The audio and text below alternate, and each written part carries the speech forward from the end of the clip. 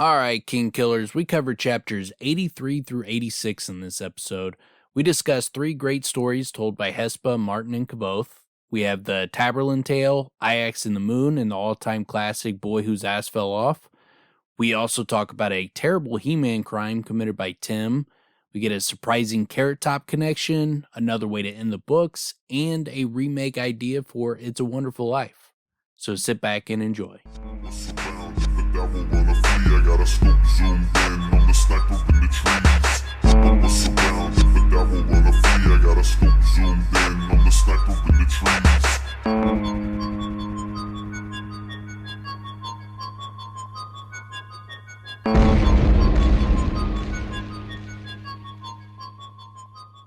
All right, welcome back to the Kingkiller podcast. I'm Dan. Got with me Tim, who's fresh off a Justin Bieber concert. What? Okay. So how did that go? Magical. Absolutely transcendental. It was like transcendental meditation, but you could hear it all. It was translucent? Magical. Yeah, it was translucent meditation. Yeah. Transcendental is not a word. Okay. But it's translucent. You know what? Maybe the way to say it was as translucent as it was. You could feel it in your plums. Yeah, I can feel it. I can feel it.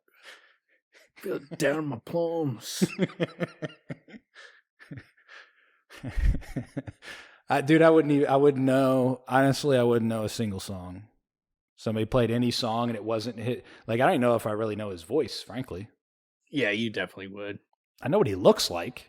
But that's about as far as it goes. There's no way you haven't heard it. I mean, he's mammothly popular, so he could be as popular as he wants. I don't listen to like pop music. I don't listen to the radio. You don't have to. Like, you would hear it just in going to a bar or a fucking club, getting on an elevator, fucking sitting in someone's car. Fucking that's a good idea. Times when it's going to pop on. I don't know if this has happened, but a club that is an elevator. Yeah. Think about that. You're constantly just going up and down the floors, you know? Yeah, that sounds real fun. Sounds safe. Crowded elevator with people dancing. Sounds super safe. Yeah. And comfortable. Yeah. What a great combination. I think I would last like 5 minutes before I would start throwing haymakers and like, I got to get off of this elevator. Everybody get out of my way. Well, you know what's so great? What works so well, or why it works so well, is it works on so many different levels.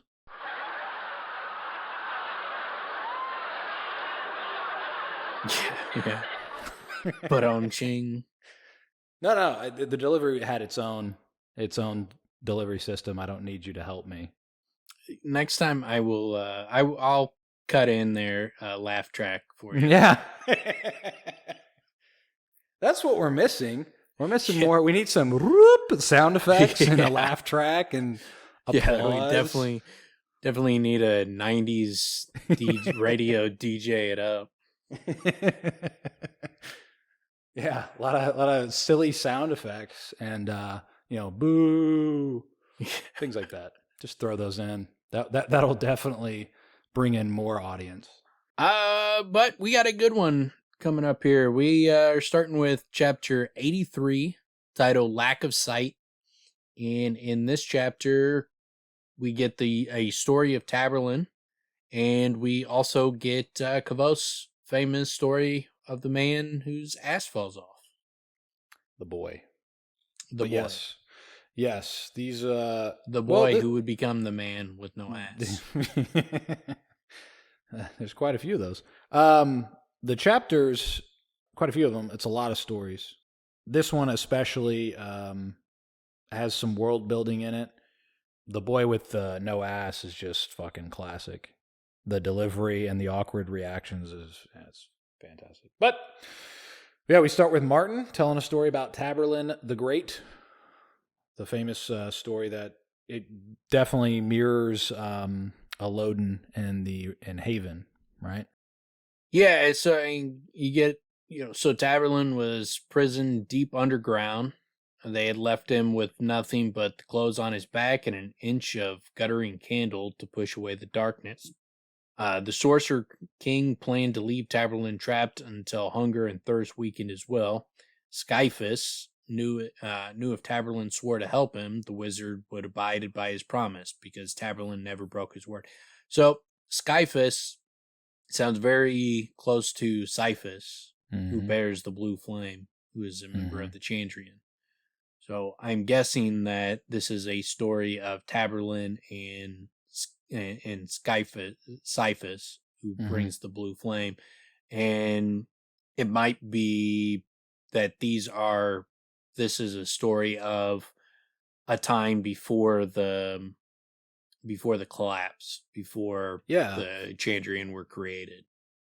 That would make a lot of sense. And if he was a king, wasn't it? I mean, the Chandrian, one of the theories that seems pretty solid is the Chandrian is made up of... Yeah, like Cheyenne says that they betrayed cities that trusted them. Yeah, exactly. So he's a king, right? So the fact that he basically... And the fact that he's a sorcerer king is interesting. So the blue flame would sort of make sense as well with someone who has the power, right? So it sounds like he may have... and, like, he knows the name of fire or something. It's likely the Chandrian and, Taborlin and them were namers and shit. Like, had powerful magics, between shaping and naming. But yeah, so I'm guessing that this is a story of one of the Chandrian before the fall. Yeah, it seems so. And so we get, worst of all, Skyphus had taken Taborlin's staff and sword, and without them his power was all dim and guttery. He'd even taken Taborlin's cloak of no particular color, but but Hespe, would you be a darling and pass me the skin? Does that mean he wants a high five? Is that what he's looking for? Yeah, pass I think me he some was skin. Yeah. He wanted her skin. He wanted it cut off her hand and attached to his hand. This took a weird turn. He does seem to be. That's perfect timing. He does seem to be coughing a lot, and he has a sore throat or something because he has to drink a lot of water. There's a lot of pausing to drink water. He's prequeled the illness that Marten's going to get. Oh, that's right. I forgot about that. But yeah, and then so he talks about they'd been in the Eld for 12 days and things had fallen into a steady rhythm. Marten had changed our standing wager to reflect her growing skill, first to 10-1, then 15-1, which was the same arrangement he had with Dedan and Hespe. And then he talks about how he was becoming more adept at the 8M hand talk, which was helping him understand Tempe better. And we're starting to kind of grow closer, if not completely close at that point. And then it gets into, their story time. I like, it's pretty cool how he's getting to know Tempe, being able to read the body language. So now he sees him clearer, right? Mm-hmm. So now he describes him as being thoughtful and gentle. The fact that he doesn't like Dedan and he loves jokes, right? Yeah. And that's a good build into what we're about to experience with his appreciation. Except for Kvothe, he's like, nah, your jokes suck, dude. I love to laugh. You just never say anything funny. Okay. Taking a big old shot at Kvothe's humor. What are you talking about? He laughs at his jokes. It says specifically that Tempe thought Kvothe's jokes, a lot of Kvothe's jokes fell flat. And the ones he tried to tell invariably made no sense in translation. I mean, it sounds like a language barrier, right? No, that's what Tempe told him. Like, I can't believe I have to pull this quote out because you didn't go with it. He was thoughtful and gentle. Dedan rubbed him the wrong way. He loved jokes, though many of mine fell flat. And the ones he tried to tell invariably made no sense in translations. He doesn't think Kvothe's funny. He loves jokes. He just doesn't think Kvothe's funny. So he's laughing at Dedan's knock-knock jokes? Yeah, you just made that whole part painful. This is going to be... What? It was You painful okay? for the audience. Are you okay? I apologize. You're all that right? Tim made me look up that quote just to back up what I said. Well, I mean, he laughs his ass off at the end of the chapter. That's why I'm saying that. But that's not Kvothe's joke. That's his dad's joke. His dad's joke story. Oh, so you're saying Kvothe's jokes that he invents are not very funny? Yes. So he's not a very does good not comedian. think Kvothe is funny. No. Ah, okay. All right. And now that we've explained that, now what I said is funny. Now it's funny. Now Yeah, that because we you have thoroughly explained Yeah. it and Yeah. made sure that you're grasping what I was fucking throwing down. But yeah, and then so he talks about like the Katan, that he says every day I continue to follow him in his strange dance, which is the Katan, and every day he pointedly ignored me. I like the way, because it's similar to how they build up the fact that when he doesn't understand why he's so fidgety and all that kind of stuff, you get the same thing here. Like it keeps building on that, where it's like now he's doing this strange dance and he just keeps ignoring me, and then eventually he starts to teach me a little, makes a correction where he doesn't. You slowly but surely realize how integral this is to their society. Where, I mean, eventually we learn the Katan is a massive, monumental aspect of their society. So much so that him teaching it to a stranger is enough where they were almost kicked him out of their society. Well, you also see why, like, even when he shows him and helps him, he just does like a little piece out of frustration. He's not trying to teach him, but he's also not trying to stop him. Yeah. You know? And what I really like about that especially is every little position makes all the difference in the world. Like he feels like he's clumsy as shit because he's missing one little thing. Like he doesn't have his knee bent enough, or he's not pushing with his shoulder. Then once he gets that correction, it's like, oh, it makes all the difference. It's like those little things. It's really interesting. It builds out to a real like a palpable degree how different their culture is and how seriously they take certain things, like stories, for example, but also the Katan and just their difference in language and how they. It's really funny to eventually learn they look at everybody else as barbarians when we look at Tempe as very, very strange. In this circumstance, right? In this circle. Well, that's the big theme that they keep coming back to is like all the strange aspects of Tempe start to make sense once you understand the culture. And so, before you didn't understand the hand talk and why he's so fidgety and all those kind of things. And then eventually you learn, okay, it's because of the hand talk is he's not fidgety. That's not what's going on. And he's not doing some strange dance. He's doing what is the central aspect of their society. This is like the foundation stone of it is the Katan and the Lethani. Those two things together are like their foundation stone. And so it's not this weird dance. It is, what their society is built around is in becoming these amazing fucking fighters and this kind of Zen approach to life, this Zen philosophy type of thing. I especially also like, again, the palpable nature and how Rothfuss is able to describe it. It's also like how he stands and how close he stands to people. I know we talked about it in one of the previous chapters because it gets talked about. Kvothe asks him, like, is this close for you? And he's like, oh, for you guys, this is way too close. For us, it's totally normal. That whole how they stand and how he sort of looks around, how he looks nervous and fidgety and all that. Yeah. It's really cool to. And it's, the how close or far away they stand also depends on how big of a threat they feel you. It's like a sign of respect. There's the aspect of they don't talk loud. They don't like, the Adim are not like loud talkers. They're fucking quiet talkers. The fucking chicken Seinfeld. So the low talker? The puffy shirt. Yeah, they're all wearing fucking puffy shirts. Well, no, I mean they close. They're all close. They're close talkers and quiet talkers. Well, I like how they describe, because we see it very clearly with Daydan, how he describes Daydan as a dog. He's like, you're just loud, and which would be a way of showing, like, it's like overcompensating, right? But it's also like being a child. Like children act that way. Grown-ups don't act that way because they know better. They're more civilized, right? They don't shit in the well, right? Yeah. I love that. That description is great.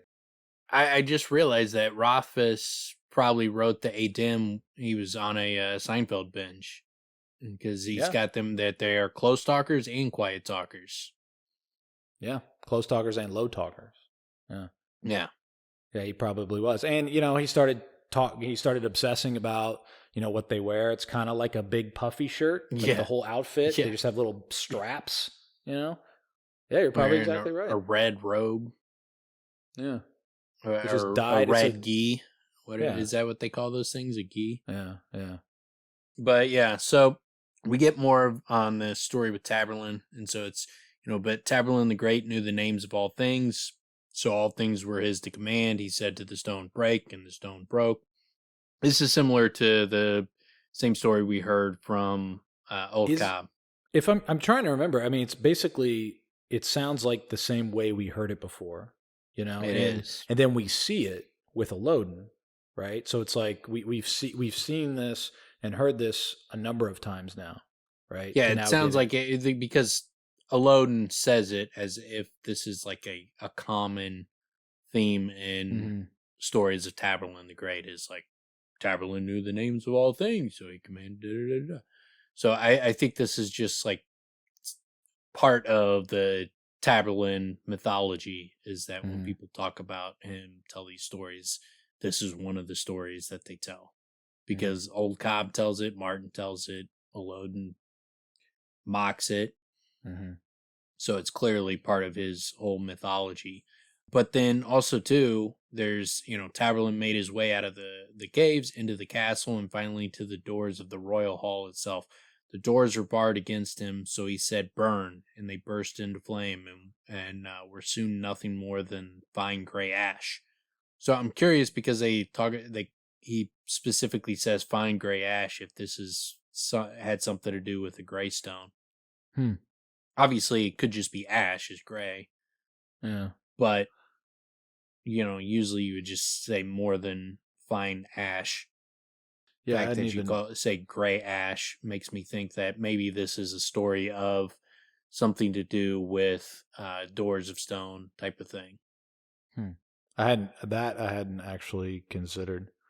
But now that you bring it up, let's take it even further and say it's about Master Ash, fine gray ash. So it's about Master Ash and Grey Dalsenti. They're the same thing. They're the same person. See what happened? See where we went? Yeah, I think what you're saying is that Master Ash's elbows used to be gray stones, and Taborlin made them all ashy. No, he's been hit up with lotion since that time, and one of the Chandrian is very supple. No, that's what happened before. He used to be Mr. Lotion Guy, and so he had these fine gray stone elbows, and then Taborlin burned up all that lotion off his elbows, and now they're all ashy. And so now I like that, Mr. Ash. He was Mr. Lotion Guy. That's pretty good. Yeah. He's Mr. Lotioned up elbows, and now he's Mr. Ash. Mr. Lotioned up elbows. Yeah. Okay. All right. Yeah. It's getting less and less sophisticated. That was his nickname. It was a really good nickname. And that's why Denna's like, I feel like I don't know his true name. And because he's still, deep down, he sees himself as Mr. Lotioned Up Elbows. And he just can't bring himself to tell her his true name because he's having an identity crisis ever since. His elbows are ashy now. And so now like he feels like he's a joke. So I'm when picturing, he tells people his real name. So now I'm picturing this guy very much like Charlie's uncle, where he's like obsessed about his elbows. He's always like holding them out and trying to cover them. Yeah. And trying to like So always got his elbows always wrapped up.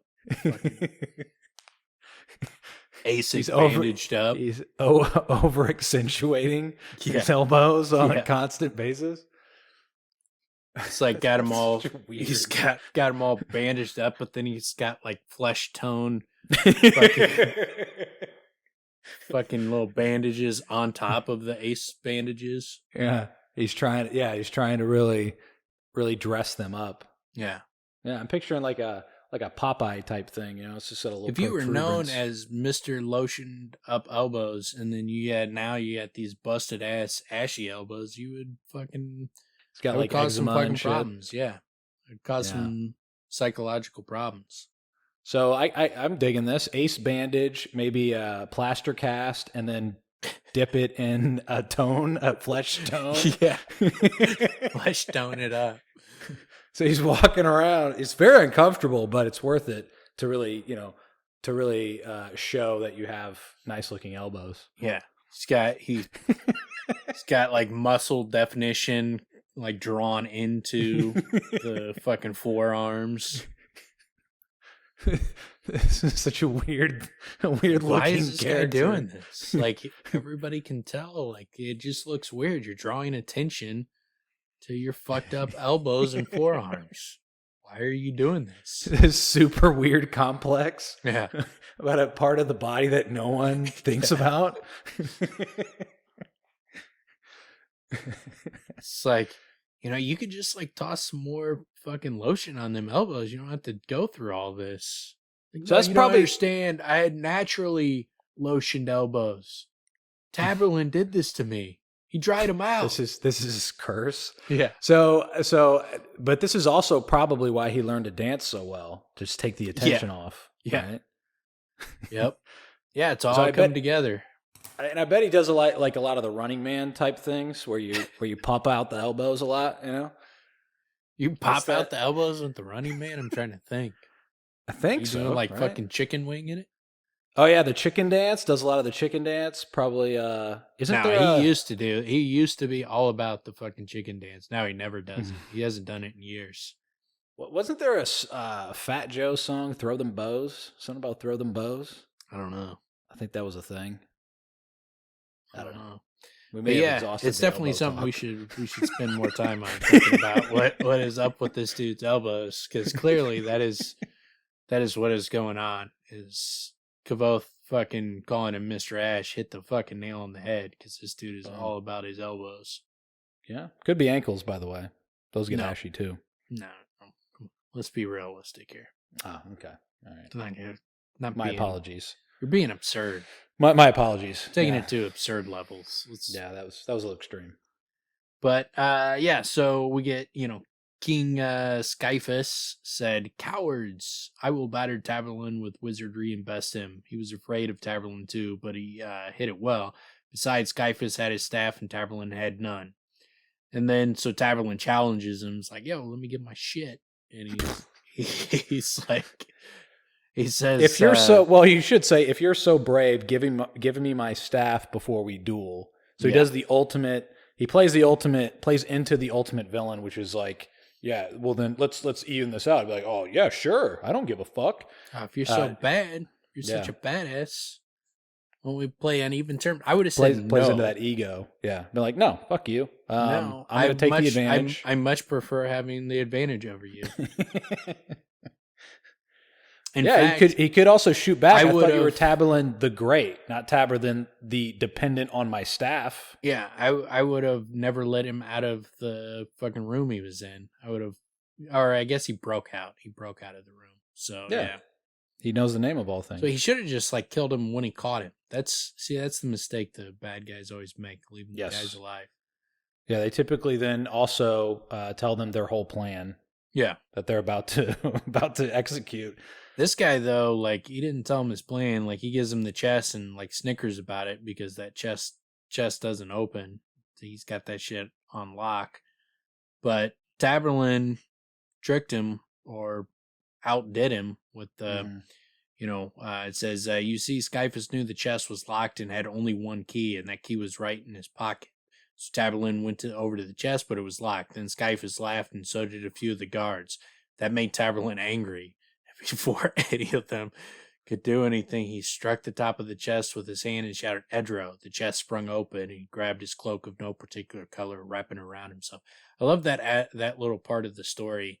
Then Skyphus laughed at him, and so did a few of the guards, and that made Taborlin angry. Such a fucking dorky part of the, like, tricked ya. Don't laugh at me. Don't laugh at me.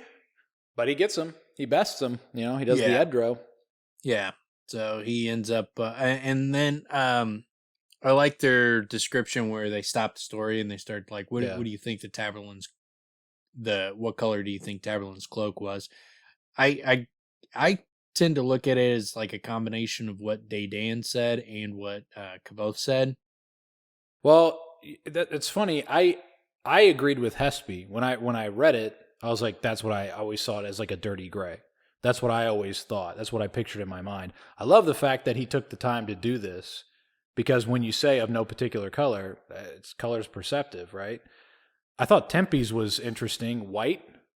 I think white, no color. I'm like, well, then why is that not black? Is white no color? Or is black no color? You know, they're both colors. Well, he says white's no color. Yeah, to me, it's like, no, it's white.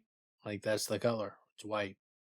Well, but and he contradicts himself one word later. Yeah, because he says white and then no color. I guess 2 words later.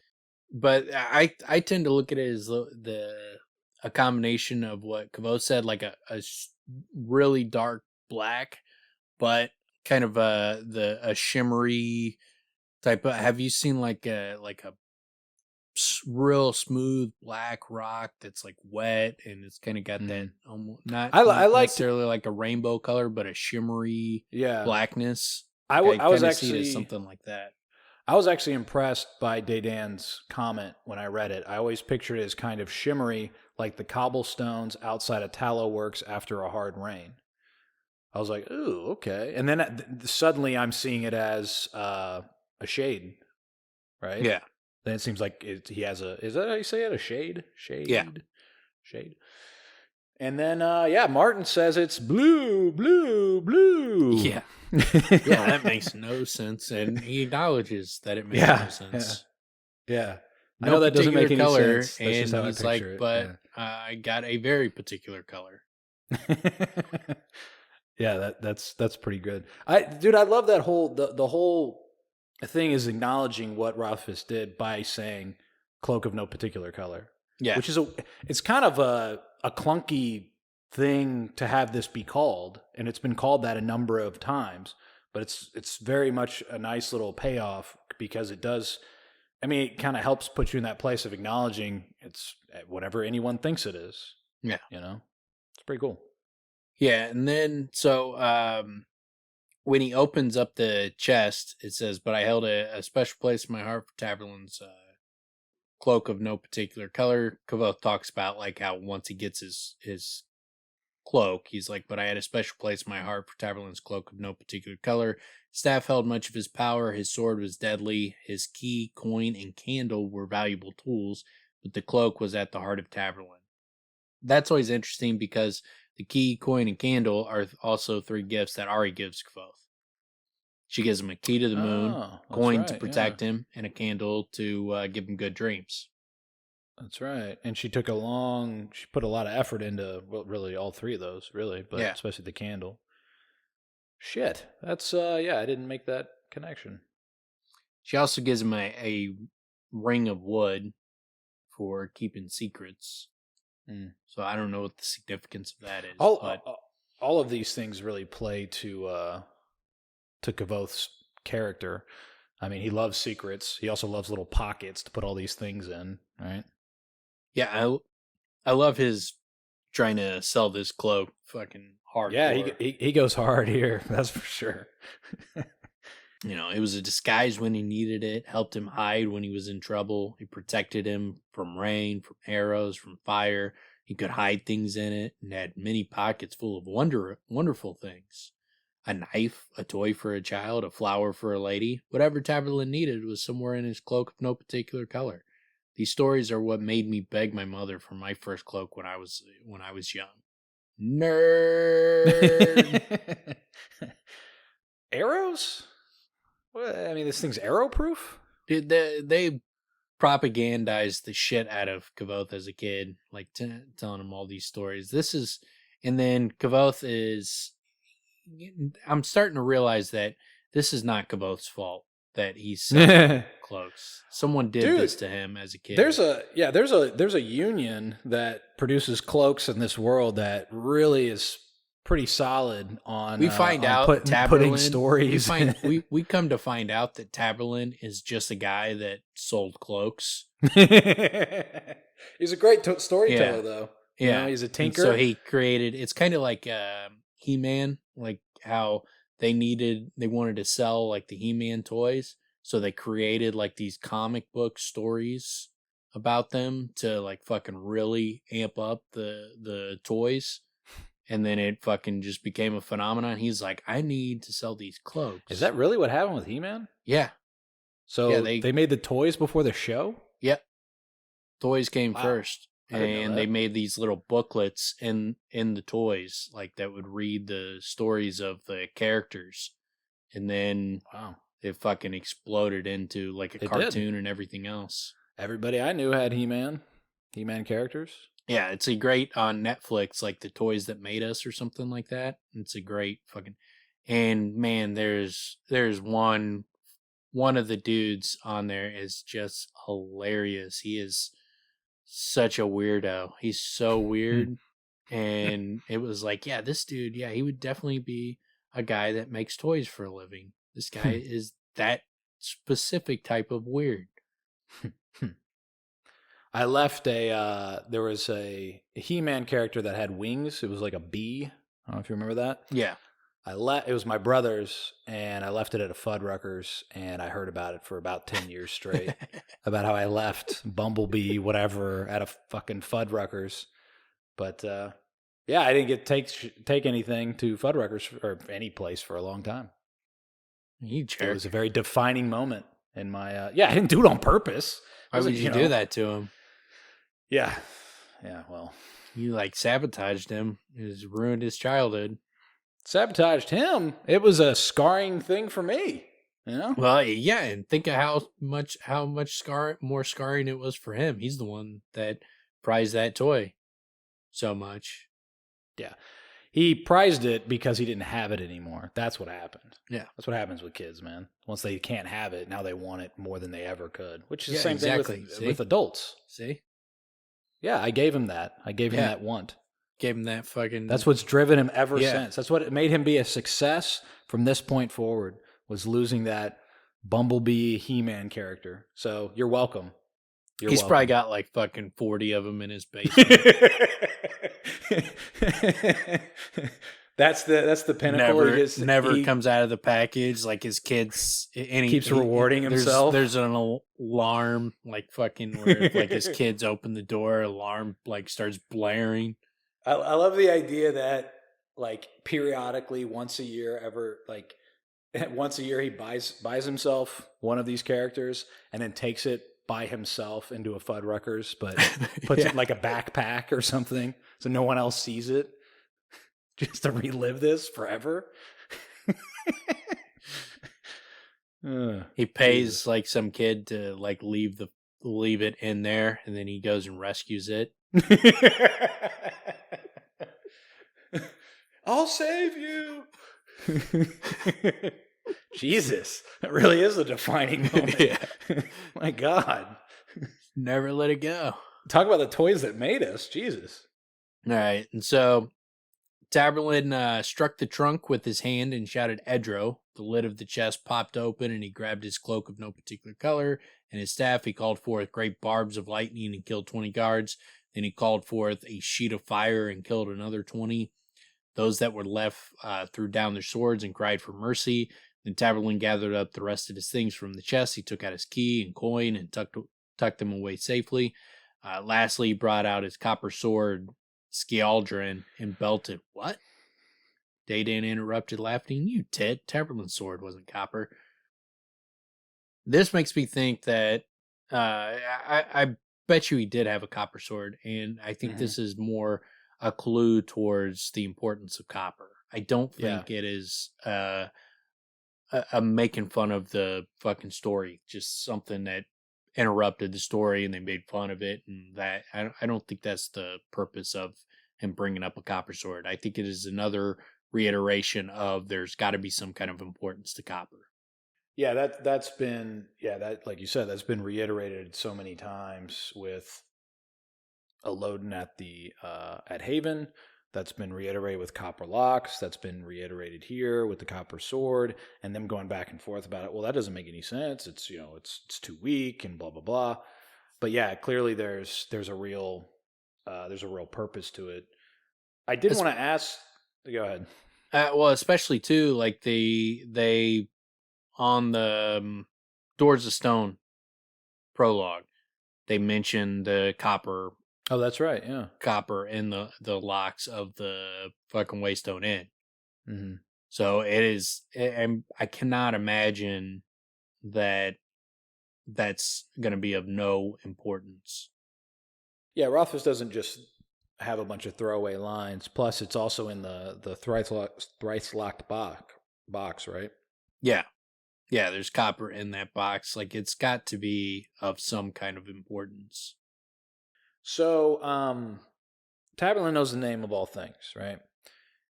He gets his staff and cloak out of the box, and suddenly fire and lightning. I mean, does he really need? Is it for the story, the staff and cloak? Does he really need the staff and cloak to give himself powers if he knows the name of all things? Yeah, I mean, you would think that this is just it's a story. A story, yeah. Yeah, like it's just parts of the story. But knowing what we know, because we know naming sympathy does not require these things. Exactly. So, but yeah, I mean, that's what they do in these stories anyway. There's objects that lend power, right? It makes it easier for people to buy. It's part of just the storytelling in itself. I just thought it worth mentioning because knowing what we know about naming and sympathy, he doesn't need these things. But there's also the other aspect of there used to be items, or there's still items that exist that they don't know how to recreate in this world. Like there's the item that creates, that Kelvin brings out that kind of creates like a protective bubble around them or something like that. There's different old school items that when Kvothe gets back to the university, Kelvin shows him like one of them. And I was about to say, I don't remember that.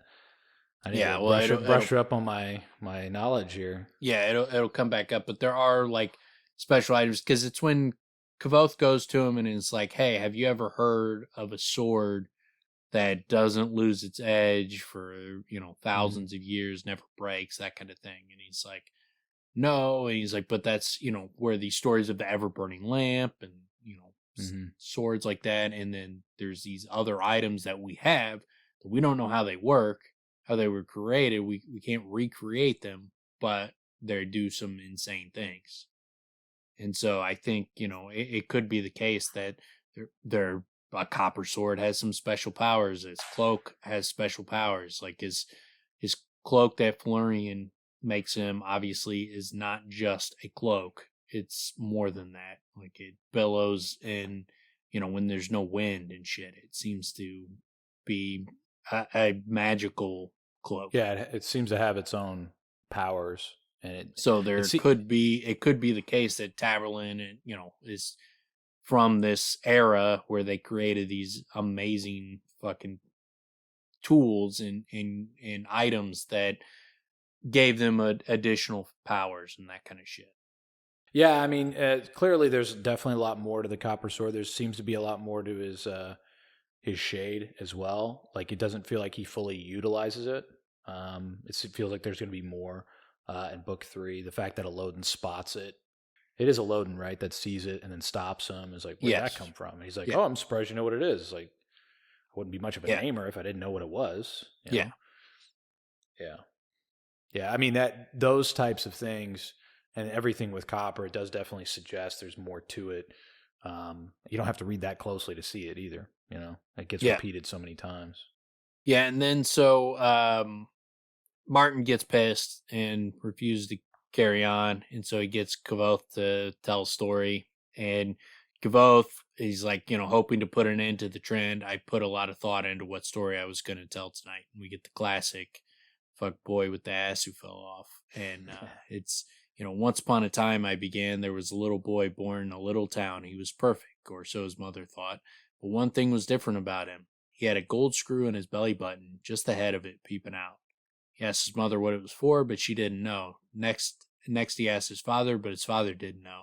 He asked his grandparents, but they didn't know either.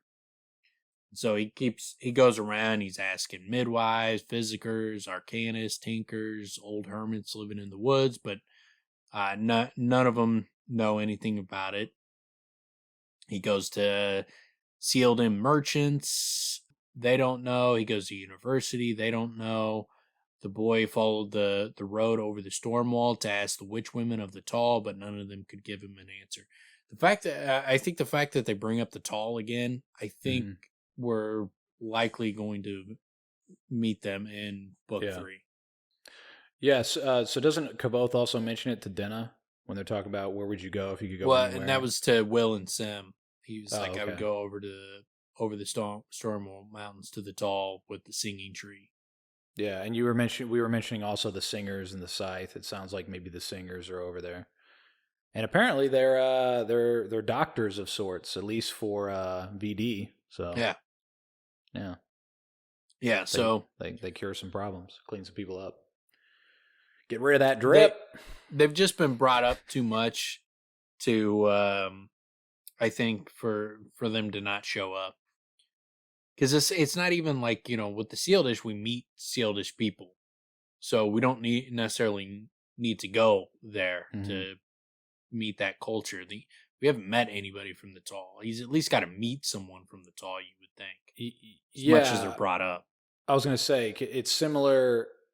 The Sealdish is similar with the Modegs. There's a handful of Modegan people. It's also a big part of culture with dancing and fashion. We also get it here, the High King of Modeg, wisest of them all, after we hear about a couple other kings. But then I was also going to mention, what's the place that has a different sort of mathematics or different calendar? Yale. Yeah, so and the knots and all, right? So he's definitely built out the world in those ways. We're clearly going to get more with Illish knots. There's definitely going to be more there with the boxes and opening things, and that's going to be something for sure, especially if Denna seems to be learning something there. Yeah, I think it's definitely good, and Rothfuss also sort of verified that we will get some story from June Pui, so there's going to be something there as well. So yeah, it's great. Builds the world out a little bit further, get some further details. Definitely looking forward to it. And the as far as the Sealdish, that's another word that Rothfuss mispronounces. He doesn't know how to say Sealdish. He says it wrong. Like, have you ever heard him say that word? He says like Shaldish or something like that. He totally fucking butchers it. There's a few that when he says it, I'm like, yeah, I'm not gonna say that. Like, no, I'm gonna like, why would you pronounce it wrong? He pronounces Elodin as something else too. Right? He says Eladin. Like, yeah, I don't like that. Like, that doesn't sound right at all. Like, why would you butcher? Like, the amazing thing is, like, he wrote it and he doesn't even know how to fucking pronounce it. It's so weird.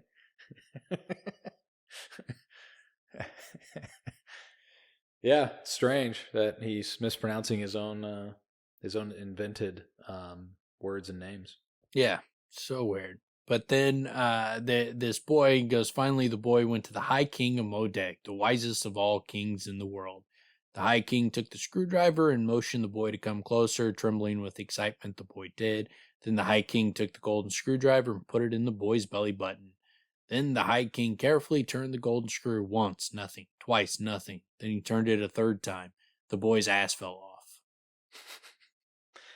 off. I actually like the build-up. Also, you kind of left out where the High King looks closely at the head of the golden screw, and then he brings out a pillow of golden silk. On that pillow was a golden box, and the High King took a golden key from around his neck, opens the box, and inside was the golden screwdriver. So it's all this golden things, and it's like all of these things exist for this screw.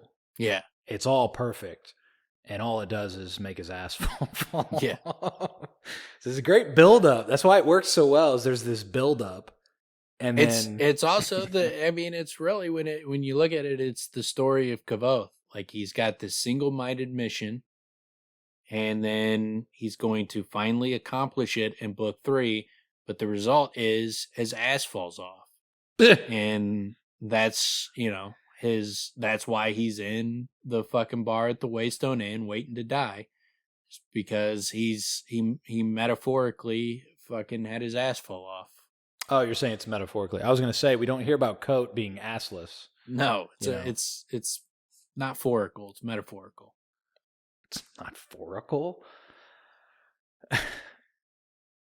Dude, yeah, the reactions are so great where it's just like, what? His ass fell off. And everybody's just staring at him. Wait, and then what happened? Nothing. That's it. Yeah. The end. It's a story. Like, what did you miss? And he's just like getting angry. What kind of story is that? And then Tempe just loses it. Like, I love how mad they get. Like, and like when Tempe starts laughing, then Hespe is like, is this a joke about me? Are they making fun of me right now? Like, am I the butt of the joke? Like, that's really funny. Stupid ass story is this? Fucking Daydan. Hespe's expression turned dangerous as if she were the butt of the joke. Daydan was the first to speak. I don't understand. Why did Tread off? Did they get the boy's ass back on? Hespe interjected. I shrugged. It's not part of the story. Daydan gestured wildly, expression frustrated. What's the point of it? I thought we were just telling stories. The big man scowled at me. Sensible stories. Stories with endings. Not stories that the boy's ass falls off. It's like, this is ridiculous. I'm going to sleep. Fucking, I love that aspect of it. Like, to get so mad where he's like, man, screw this. I'm going home. Yeah. Fuck this. I'm done. This is stupid. Story time is over. That is pretty funny, man. There are there are circumstances. I've been in certain circumstances where people get so upset.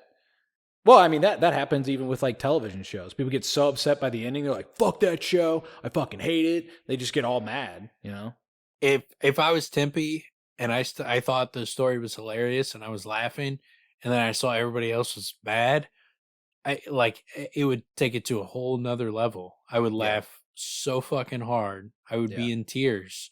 If I found something funny and it infuriated someone else, there's nothing I would find funnier than that. Dude, I love, and it's so great too that so Tempe gets up and he walks over to Kvothe, smiles and gives him a hug.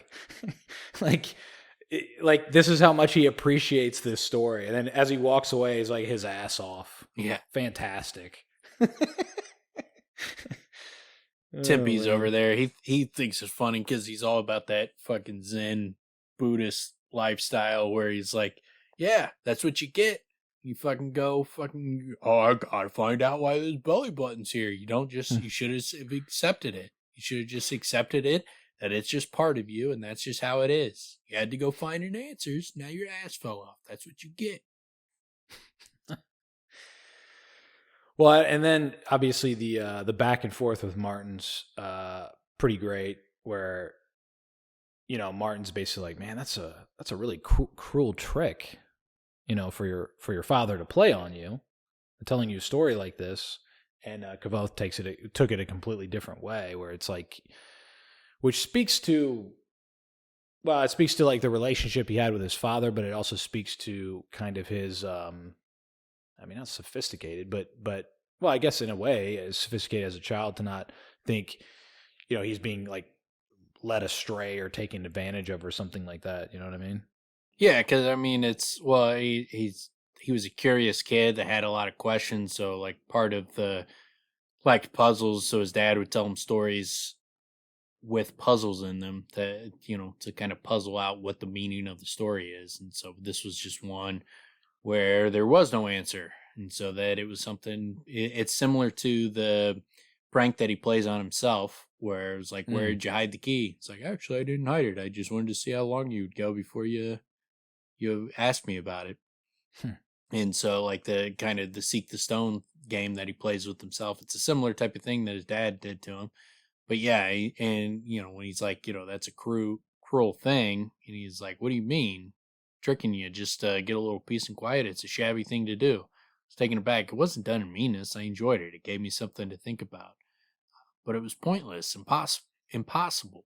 Not pointless, I protested. It's the questions we can't answer that teach us the most. They teach us how to think. If you give a man an answer, all he gains is a little fact. But give him a question, and he'll look for his own answers. It's also, it's a great point. Teaching someone how to think is much more valuable than for them than teaching them, what to regurgitate. Yes, and if you consider that just from like our own upbringing, facts and numbers and figures, none of that's memorable. It's the event. It's like what actually happened historically. The machinations of the events is what's actually significant, right? And then kind of puzzling out how the world works, but also how you can conceptualize things. I mean, a big part of what his back and forth with Marten about is it's about perspective, right? And that's kind of also what it seems like Tempe's laughing at as well.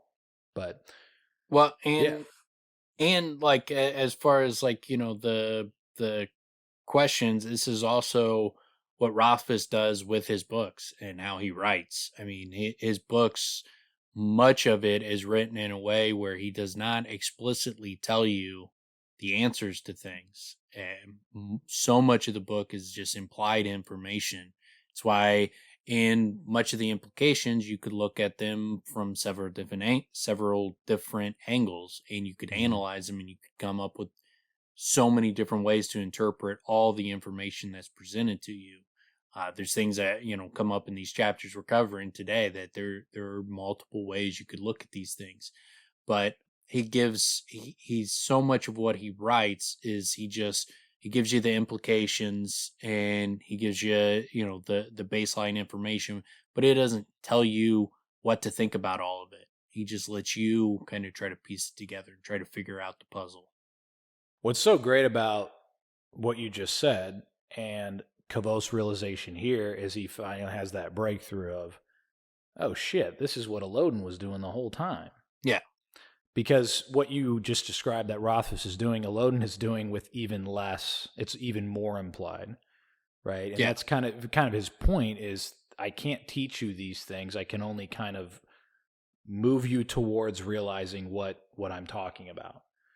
Especially with naming and trying to understand the names of things. It's not something that someone can simply tell you. You have to get there on your own. That sleeping mind type situation or paradigm, whatever you want to call it. Now, granted, that kind of I like the implied implications and those kind of things that give you the opportunity to kind of puzzle out answers for yourself. But I don't want. I would not be a fan of what Elodin does, where he doesn't let you know that there is a method to the madness. He doesn't let you know, look, I'm not giving you all the answers, the questions are what are important. Trying to figure out. He could say that. Yeah, you could explain your method. You could explain it. Well, there's no downside to explaining it. Or at least there's none that, that I'm aware of. And if there was, now that Kvothe has kind of figured it out, you would think Elodin would have, had that conversation well, why didn't you tell me that there was a method to the madness? Why didn't you explain this? I said I was trying to teach you. But it's but you sound like a fucking crazy person. You're just running around fucking grabbing at milkweed seeds like an idiot. Well, that's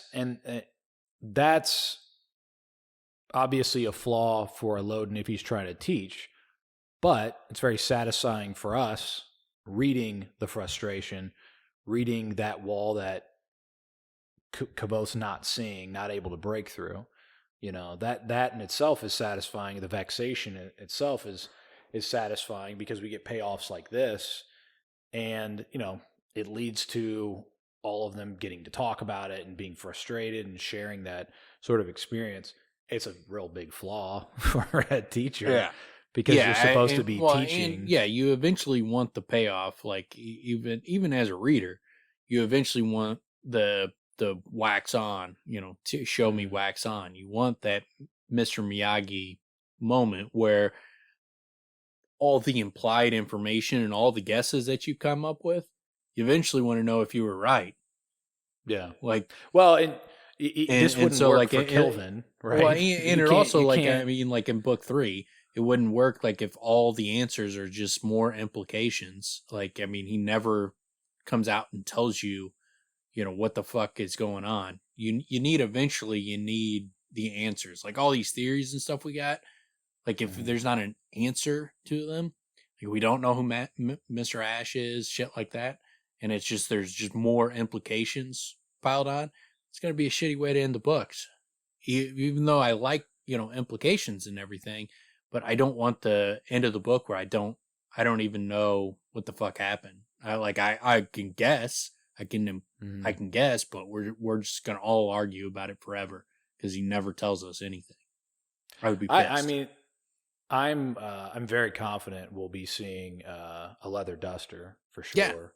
Yeah, there's got to be, if there's not an explicit acknowledgement that Gray Dalcenti is like the Lone Ranger with his duster, he's busting cigs, Kvothe Tonto, the Jack in the Box, like all that kind of shit. There's got to be explicit information that spells out like Denna's been going to the Fae and she's running fast food franchises. Like that's got to be explicit. You can't fucking dance around that. That cannot be hidden information. Well, you can. I mean, he has done that thus far, but it's in the subtext. It only works in the subtext if eventually it becomes clear. Yes. At least more clarity. Yeah, I mean, it's pretty clear, but it's got to be explicitly clear. I like the idea, by the way, that the Jack and, McDonald's, we have the golden arches. Jack in the Box and the Fae, they have the gray stones. Right? Yeah. That's kind of their symbol. Right? Yeah. Because that's how you travel to them. Yeah. Yeah, they got that clown fucking dude always just chilling on top of gray stones. I could see, I would like picturing that character, that Jack in the Box character, even in our world, being a lot more like Gray Dalcenti. You know what I'm saying? Like that attitude, busting cigs, fucking putting cigarettes out at the Jack in the Box. Yeah. Laying on the table, not in the booth, but on the table, and just flicking people off as they walk by. Yeah, I do that at like Taco Bell's a lot. You smoke cigs inside and I go and lay on top of the tables while people are eating. Just push all their food on. Just climb up. This is my booth. Fucking like swim on there, like do angels, like snow angels on their table. All their food falls on the floor. Their cinnamon twists are really popping out. Yeah, they're really fucking comfortable tables. It's just a very comfortable place to fucking lay down, bust a cig. Why does he come in here and do this? Like, he does this once a week. He just comes in here, knocks people's food over, and just smokes a cigarette. They're vexed, but they're just like, man, but he's super cool though, isn't he? Yeah, but he looks so cool doing it. That's why we never call the cops on him.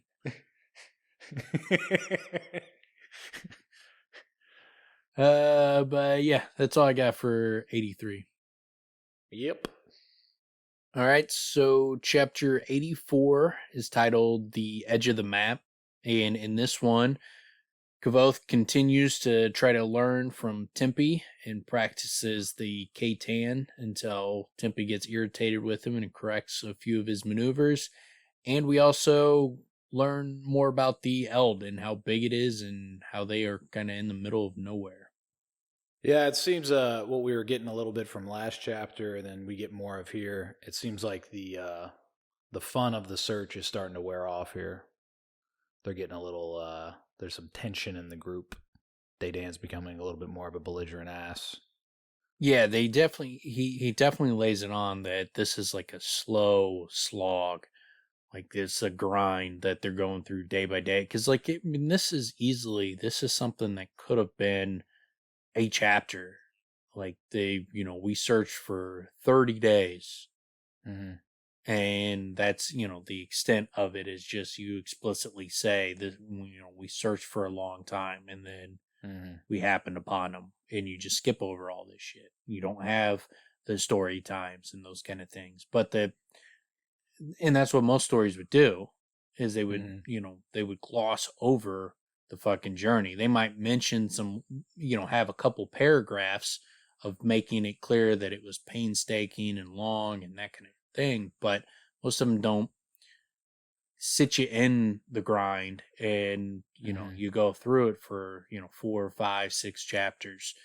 But Rothfuss does, but he subverts like the trope, and he shows you the grind. He shows you all the painstaking detail of it, but then he also adds in the story times and all the different dynamics of the group, and like they're slowly becoming, starts off where there is a little bit of friction, but it just keeps building and building to where they're at each other's throat towards the end.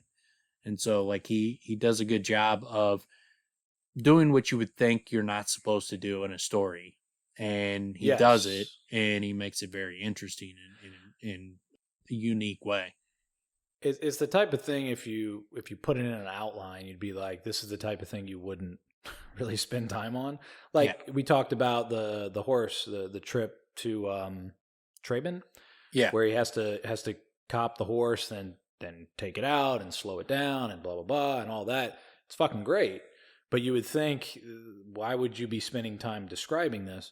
When it comes to this, I mean, all of these experiences build us into understanding Kvothe more as a character, and we get to experience the grind, right? We yeah. get to experience how hard it is to do these things, how to get to these places, and take part in it. It's very satisfying, and you wouldn't expect it to be so. So again, that's a compliment to Rothfuss' his abilities and his choices, and how he tells the story. Yeah, and I mean it works so well because it builds your interest in these other characters, in Marten, Tempe, and Daydan, and Hespe. Like the you grow to get comfortable with them, and at the beginning, because you are moving from these different, the university to Severin, and now you're with a completely new group, and even like Tempe is a completely different culture.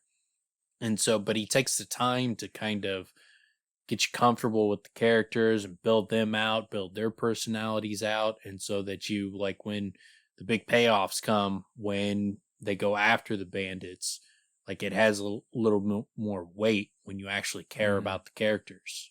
Yeah, yeah, and it also, you could say that Kvothe picked up leadership traits. You could try to insinuate that and then show it in a couple things, but we get to experience how he's having to learn how to deal with these fucking people. Yeah. And it's not so difficult with Marten, obviously, but it is with Daydan and Hespe. There's not a whole tremendous amount more, but especially with Tempe, man, that building this experience of how much he learns from Tempe is massive for when he goes to Tempe's land. I fucking drawn a blank. What the fuck? Well, that's The another thing that's interesting, a Dimray. But Yeah, that's I another know. interesting thing about the Adim and the way we learn about them is, like, you could just, Rothfuss could have just had Tempe explain all this shit. Like, hey, just giving you a heads up, like all the fidgeting you see me do, what that is, that's how we express ourselves. Communicate. Yeah. That's our facial expressions. It could have all been just exposition where Tempe just comes out and says, this is why I do XYZ. This is my culture. This is what we're different on. Like it could have all been delivered through exposition, but it's not.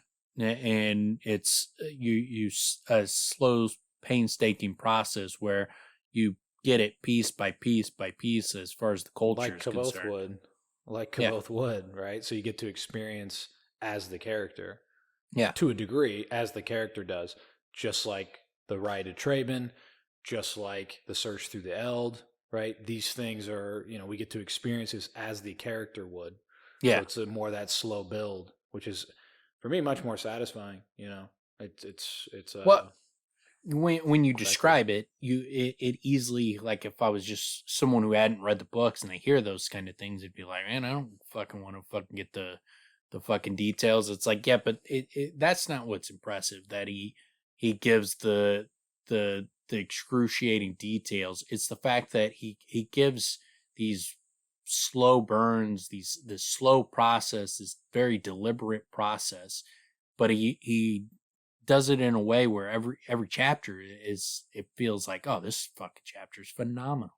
This chapter is it's interesting. so great. Like, I mean, it's like the chapters are so great individually that's what's impressive about it, is like that he does these things where you would think they wouldn't work, but he makes them work by making the chapters so they're so well written, they're so good, they're so interesting, and that's also what takes him so long. It also kind of forces you to want to know all these details, because he presents it in such an interesting way that you would think you don't really care to know these things, and then you do once it's explained to you the way that he explains it. Now you care much more about the dynamic in the group. You care about the fact that there is tension building in the group. Yeah. Right? That he's learning more from Tempe. Because, I mean, that's probably one of the best examples to give is slowly but surely we're like, why the fuck does he keep talking about Tempe's fidgeting? Yeah. Right? And he does it just minimal enough that it's not annoying. It's just kind of like, why does this keep getting mentioned? You're thinking in the back of your mind, why does he keep talking about his fidgeting, where he's standing, how he's standing, like why he won't make eye contact, like what's up with this dude? Why is he so awkward? It just seems like that super awkward dude at a party that can't integrate within the group, right? Yeah. But then slowly but surely there's a rhyme to the reason, and we're getting it. And then that once you realize it, it opens up in such a big way. And then once we go to Adem, then it's like, oh, this isn't just him, which we kind of know that already, but it becomes it blossoms into such a much bigger portion of the story, obviously, but also of the world in itself. That's what's so satisfying, or what really builds a lot of appreciation and anticipation towards the Tall, towards Junpui, towards all these other places, because I'm just interested in what else he does, what else he chooses to do. Yeah, it's one of the things where like people will talk about like this second book and they'll be like, well, it didn't really, like, nothing really happened. It's like, I don't understand what you're talking about. There's so much that happens.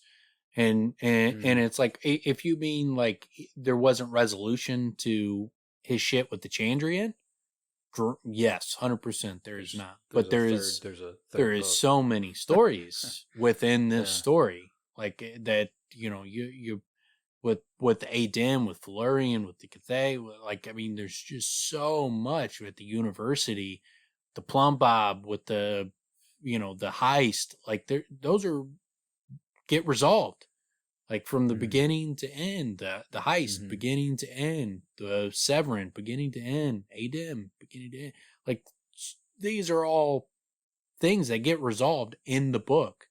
It's just if you're meaning like you didn't get an end to the series and to what's going to happen with the Chandrian and why he's in, where he's at. But yeah, you're not getting that until the last book. You should have fucking known that coming in. Yeah. That's again, that's where that's why when I hear those things, I'm just like, I'm not with you. I don't really get it, because I thought it was extraordinarily satisfying.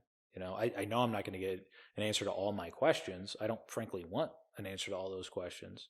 But even just saying like, like nothing happens, or, like you don't get any resolution. Like, no, what are you talking about? Like you get there's so many He individual evolves. stories in this the book. character. The I mean, character this- is evolving in Yeah. front of your eyes. I mean, he becomes more powerful. He learns more. He obtains new traits. He's getting older. He's maturing. He's having sex now. Like all these things. It doesn't work out with Denna, but that's a resolution within their, their relationship. That's some sort of evolution. It doesn't stay in the same fucking place. Yeah, but they're looking for a resolution to the story, and the story ends on book 3, not on book 2. So you're not getting looking in the resolution. wrong place. Yeah, yeah, but you could say the same thing about book 1. Yeah. I mean, you could, and so if you wanted more information about the Chandrian, you didn't get a ton. You got some. And you got some important nuggets of information, but what he does so great about this book is there are so many individual. It feels like a book full of stories. Yeah, beginnings in so many to ways ends. it is. Yeah. In so many ways it is, and it builds out the world in a huge way. That's what was so satisfying to me. Is like I was like everybody else. I didn't want to leave the university. Why would you want to? It's tremendously interesting. I love all these characters. The dynamic of what's going on there is tremendous. But once you leave, everything becomes so much bigger. There's all these other factors that are at play now. And everything with the mayor and Braden's tremendous, as far as I'm concerned. Stapes bagging groceries, it's awesome. Yeah. The rings and all that stuff, it's fucking great.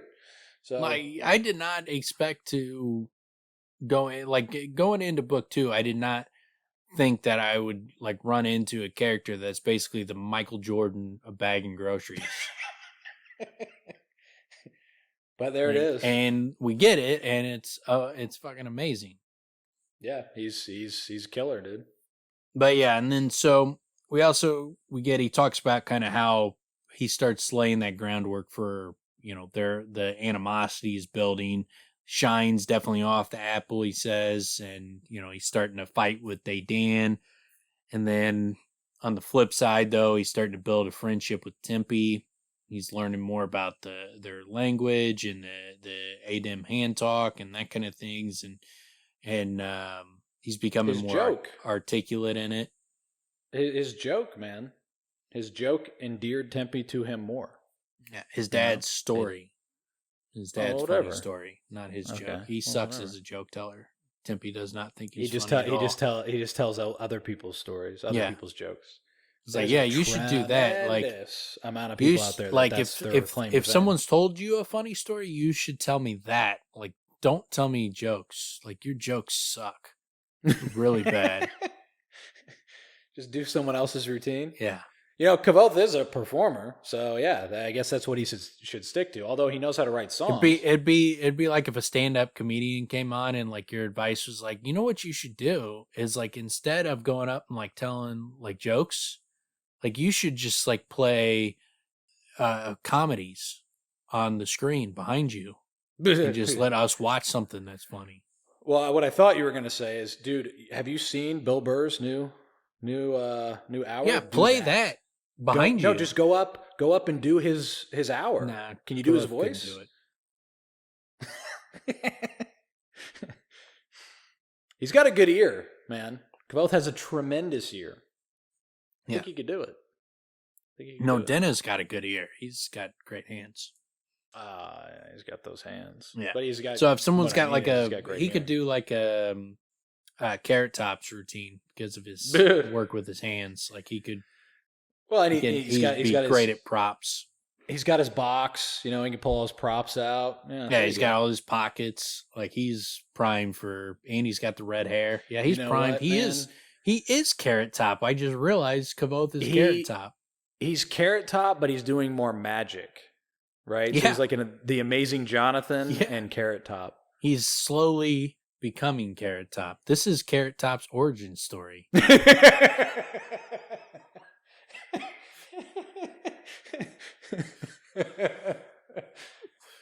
Oh man, when's he gonna bulk out? Yeah, that's the new Carrot Top is bulked out. He's all diesel. That's when Kvothe's in his 50s. Well, the thing that Carrot Top I don't think did, I don't know his act that well. I remember originally it was just props coming out of a trunk and little signs and shit. But Kvothe would be doing some magic up there, some sleight of hand, you know. I was brought up the Amazing Jonathan. That dude was hilarious, but it was a long time ago. It takes it takes a while before he gives up on the magic and realizes that's not where the money's at. And he's got the trunk, he's got the thrice locked fucking box now. He's got the trunk. He's replaced that instead of the cloak. Now he's got a big box, a trunk full of props in there. So yeah, getting Carrot Top's origin story. That's a great fucking find that we got this episode. Boom, there it is. Well done, but yeah, Rothfuss. so he continued to mimic Tempe as he performed his dance, and Tempe continued to ignore him until eventually there was one particular maneuver that Kvothe kept failing at, and Tempe gets annoyed looking at him and comes and corrects him. And he shows him, he's like, no. Tempe grabbed my hips in his hand and twisted them, then pushed my shoulders back and slapped at my knee, making me bend it. Yes. No, he said again. Watch. He tapped his shoulder. This. He stood directly in front of me, barely a foot away, and repeated the motion. He turned his hands, made a circle to the side, and his shoulder pushed into my chest. It was the same motion you would make if you were trying to push open a door with your shoulder. I moved through it again, focused on my shoulder, and I didn't stumble. Yeah, every little posture, every little movement is very important, and they're yoga poses here. Yeah, and he's also, you know, when he's taught this thing, he's thinking he's hot shit in it, and he just doesn't. He's thinking like, all right, I'm getting somewhere, but he doesn't realize like the danger that he's putting Tempe in by when Tempe explains this to him. He doesn't realize how big of a problem this is in their culture. This is extremely taboo. Yeah. Teaching an outsider the K-Tan is extremely taboo. We'd have no reason to know that. We eventually find that out, obviously, but yeah. But I mean, that's when he's like, you know, had I known more about the ADIM, I would have realized it was far more than that. And he does tell you, but yeah, you beginning like when you do go back through it and you find out, it's like it's not just that this is some minor little thing. This is like the central tenet of their society as far as dealing with outsiders is don't fucking tell them how we do our shit. So that brings up a number of questions about Tempe.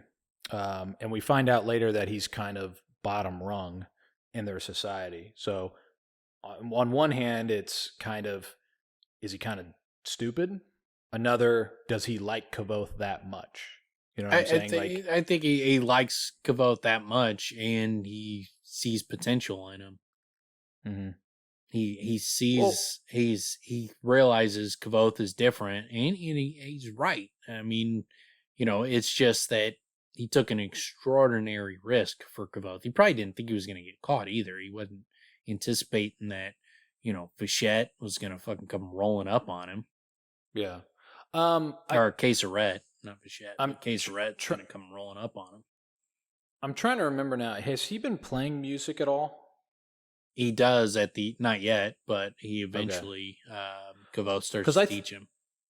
My timelines get blurry in my mind because, you know. It's after the Bandits is when Kvothe starts teaching him. Kvothe has played his music, and Tempe had watched him, but he doesn't. So far, or are you talking about later? He had already done that. For where not we're now. He's not doing it now. Okay. While they're in the woods. Yeah. That's okay. That's what I thought. So I was because in my mind that was like a big difference maker where Tempe was very, very appreciative. I remember at that point, and I thought that was kind of like almost the straw that broke the camel's back, that broke the resistance that Tempe would have had prior. I don't think Tempe was appreciative of him playing music. I think he thought it was like fucking this dude's like jerking off in front of me. But but he likes that. He does. Yeah, he's into it, and he eventually wants to learn how to do it himself. And so yeah, he after the shit happens with the bandits, then yeah, he asks when Kvothe asks him to teach him the Katan, Tempe asks him to teach him music, and he realizes some fucking taboo shit, but he obviously is not thinking that they're gonna get caught. He's thinking they're going to Severin and they're gonna fucking separate from there. He's not expecting Kesseret to come rolling up on him and see what he did, and then now his entire existence is in jeopardy. Yeah. Well, and what's interesting also is to consider him learning music is pretty taboo as well, right? I mean, in their society, that's like you said, it's like, jerking off in front of somebody. Yeah. Or prostituting yourself, basically. Yeah, both. I mean, that's, both those situations are very taboo. And yeah, so I guess that's where he's going with it. He's like, well, if I'm going to haul off and do some crazy shit, let's do some crazy shit, bro. Yeah. Want to get nuts? Let's get nuts. I was going to say, we drinking or we're drinking? What are we doing? Oh, man. Yeah, and then so then Tempe and Kvothe and Marten are back into the woods, and then Marten calls out to him, and they find that there's this, he's like a bit of a rare thing, been years since I've seen one. It's like, what is it? It's called Anne's Blade, he said, proudly looking it over. You'll need to keep an eye out. Not many folk know about them, so it might give us a clue if there are any more of them about.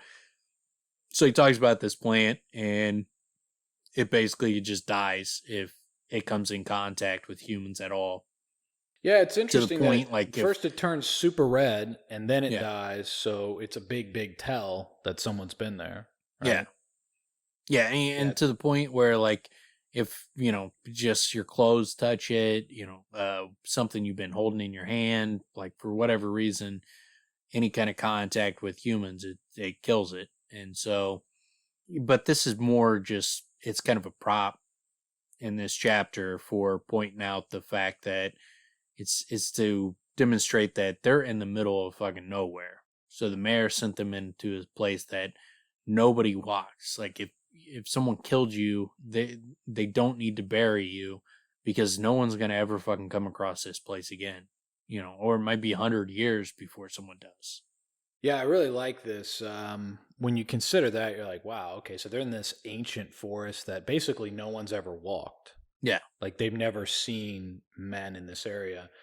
And it's really interesting, too, because it kind of puts Kvothe in a place of, pretty rich ignorance, where he's like, yeah, we're hardly on the edge of the map. We know exactly where we are. And Marten's like, yeah, man, like, maps have all kinds of blurriness going on. It's not just outer edges. It's looking at a map of the United States. I know exactly where I am. I'm in Florida. Yeah. I'm in the middle of the country, man. Yeah. I know where I'm in. I know where I am. I'm in Oklahoma. Yeah. Or even better, I'm in Texas. Like, yeah. I'm on like the right side. I'm on the right side of Texas. Yeah. I'm on the in this east area. Yeah, it's hilarious. But I really like it. Again, this brings perspective where he says maps don't just have outside edges, they have inside edges, holes. And folks like to pretend that they know everything about the world, rich folk especially. Maps are great for that. On this side of the line is Baron Tax Twice's field. On that side is Count Up the Money's land. But basically, if there's any blank area, talk about like terrible names. Yeah. Like, fuck, your names like just kind of give away exactly who you are. Yeah, Baron Tax Twice isn't very likable. Tax Twice? Oh, like that dude. What a fucking rough name. Yeah, that dude sucks. People hate him. Every time he taxes someone twice, like, dude, it's fucking on the nose. Yeah, they're like, fuck that guy. Count Up the Money? That dude, like, yeah, he can't count money. Anytime he counts money, people are mocking him. Well, wouldn't it insinuate that he does count money? If that's what his name does, but if your name is Count Up the Money, you're not going to count up the money. Ah, okay. Be like if your name was McDonald's and then someone saw you at McDonald's. You never live in that town. You can never eat McDonald's. Okay. What happens? they make People fun laugh of at you? Yeah. No. Everybody's going to Look laugh at at you. Ronald. They're all going to laugh Look at at- you. Look at Ronald. Hey, Ronald. Oh, he cries in his fries. Yeah. It's like, Mac from It's Always Sunny, he does not eat at McDonald's. That's a great payoff when we find out his name is Ronald McDonald.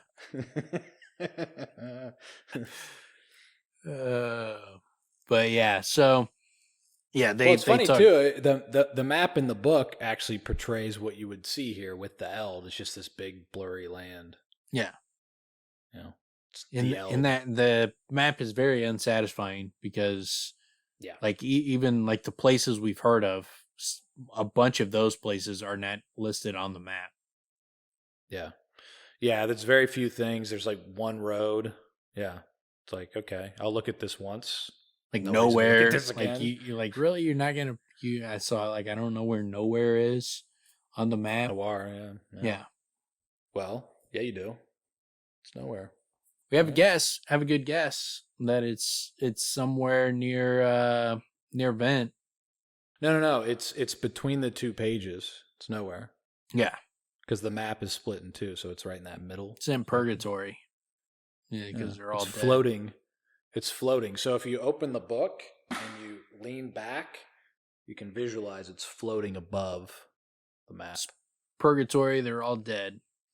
I can't. What a payoff! Wait until it's gonna be so satisfying. So satisfying. I was against it initially, but the more I've thought about it now, I'm really into it, dude.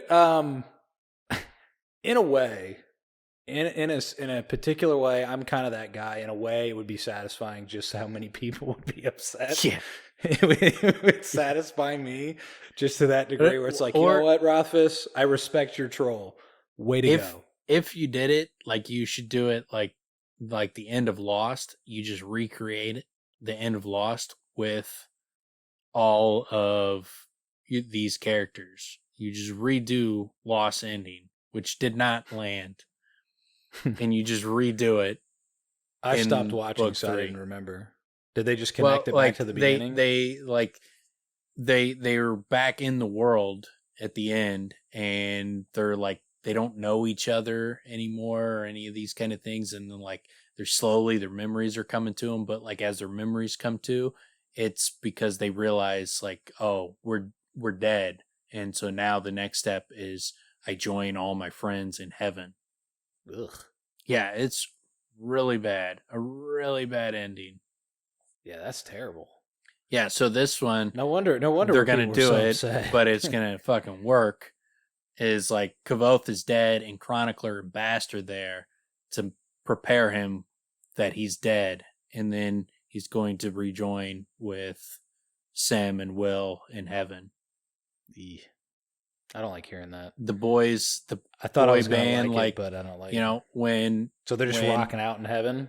Yeah, like they do, like, again, kicks in the door, throws him his loot, turn that frown upside down, like all that stuff happens. They rock out, have a concert, but then like they break it to Kvothe that he's dead. And the way they break it to him is they start singing like, would you know my name if I saw you in heaven? Oh my God. Okay. What I was picturing is he starts rocking out on the lute. He starts rocking out on the lute and really, really rocking out, like really being real showman about it. And then he just starts to lift into the sky and he kind of looks around himself. And then boom, he joins. That's how the boys after they there, sing and they sing that great fucking Eric Clapton song. Then he rocks out one last time and drifts off into heaven. Okay. But that's how they break. That was hard for me to listen to. Why? Because you don't like great music? I don't like what you're doing. Well, there's a lot of Eric Clapton out there that's great, but that song is a bad thing to think of as legacy.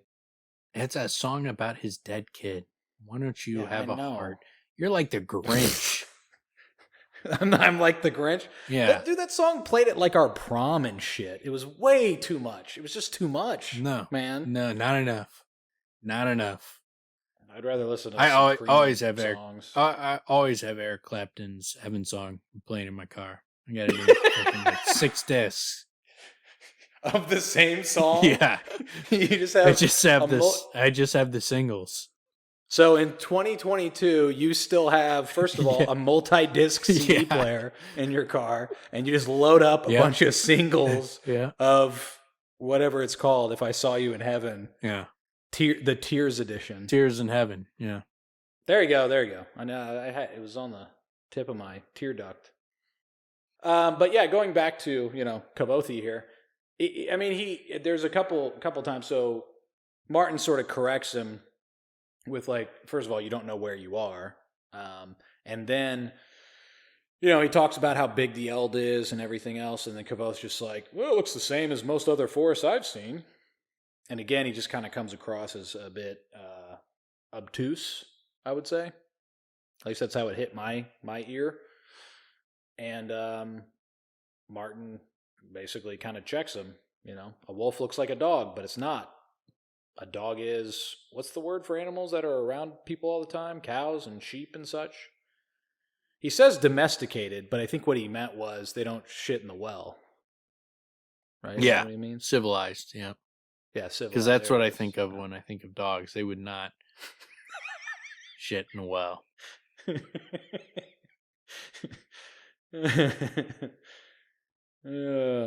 But yeah. So yeah, but the big revelation is, like, he just starts to realize, like, shit, the mayor put me out in the middle of nowhere. Yeah, well, so going along with that same analogy, he says that that's it, domesticated. A farm is domesticated, a garden, a park, most forests too. Folks hunt mushrooms or cut firewood or take their sweethearts for a little rub and cuddle.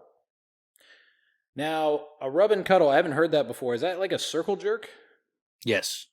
That's what a rub and cuddle is? Yep. Oh, okay. That's exactly what it is. I don't know why you would even have to ask that. I wasn't sure. I wanted some clarification. It's 100% that. But yes, he does come to the realization of, okay, this place is fucking huge and ancient, and kind of takes that all in, and then thinks, the mayor sent me here, like moving a stone on a tack board. It's interesting he uses that description. Yeah. Well, he's realizing, like, that he is it's fucking a piece on a board, that he got maneuvered into this. He got maneuvered into it from the beginning, and that the mayor, the mayor outthought him on this, because Kvothe didn't think anything of it. He just packed up bags and left before he even considered what the fuck he was doing. Yeah, and we've talked about that before, but it is a pretty great compliment to the mayor, and how he's quite cunning with his, politically, but also just like in the situation. He owes Kvothe big. Get him the fuck out of there. Yeah. He can cut ties, basically. He at least buys himself time, and he has Mellowin at this point. That's what he needed. Kvothe served his purpose in that regard. Now he owes Kvothe. He's indebted to him, so get him out of there. And maybe he comes back, maybe he doesn't. And if he's successful, then even better. But yeah, that's all I got on that chapter. Yep, me too. All right, so chapter 85 is an interlude, Fences. And in this chapter, the Bentleys come in, and they work with Chronicler to write a will or something, and dip out. Yeah. So this opens up with what I was saying before about Kvothe's hearing. This happens quite a bit, where the interlude comes in with, like, he's like, stops, puts his hand up, and everybody's like, wait, what's going on here? And then he hears something. And I'm curious if he's got some kind of device that lets him know, because he always seems to know. Like, none of the other characters notice these kind of things. I think it could be that, he's got some kind of surgery or something, because he seems to have his place pretty defensible, and like we talked about in the Doors of Stone prologue, he's got the copper locks. There seems to be, he seems to purposely have built this Waystone Inn sounds like it might be built around a gravestone. It seems like there was a purpose to why he's there. It didn't seem like he didn't just go buy a bar. He built a bar in a specific place, and it could be that, there's something more going on. And the fact that he hears people before everybody else does. It's not like we hear in the story like Kvothe has superhuman hearing. It's only in the Waystone Inn where it's all of a sudden it's like, why the fuck is it? Where's this unbelievable hearing? Like, we've never heard anything about his like hearing being ultra ultra abnormal fucking phenomenal hearing. We just hear like, I got a good a trained ear for eavesdropping, but nothing I could fucking hear shit outside of fucking room. Yeah, what I was talking about before about his ear is he takes up songs very, very quickly, right? He remembers things. Yeah. That's more his memory and how sharp his mind is. Yeah. Rather than his memory drops on his parents and Abinthy talking about him, but that's not like some craziness. He's near the carriage. Yeah. So, yeah. But I was going to say, a couple things that are accomplished within the chapter is, again, how bleak the world has become. These people are really freaking struggling. And Kvothe and Bast are, and Chronicler too, are quite charitable. But a big part of that is they're very, very clever about being charitable, so it's not charity. It doesn't look like it's charity. It looks like they actually owe him, or they, wreck his fence up so they can then, support him, give him some, financial support. Yeah, and so like they come in and their purpose is to get some papers put down, and so Bast is he moves to the back of the bar and leaned against it, eyeing the far table curiously. I still don't understand all of this, he said. I know for a fact Mary can write. She sent me letters. Kvothe looked curiously at his student and then shrugged.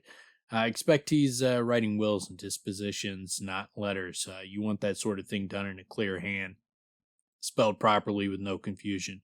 He motioned to where Chronicler was pressing a heavy seal onto the sheet of paper. See, that shows he's a court official. Everything he witnesses has legal weight.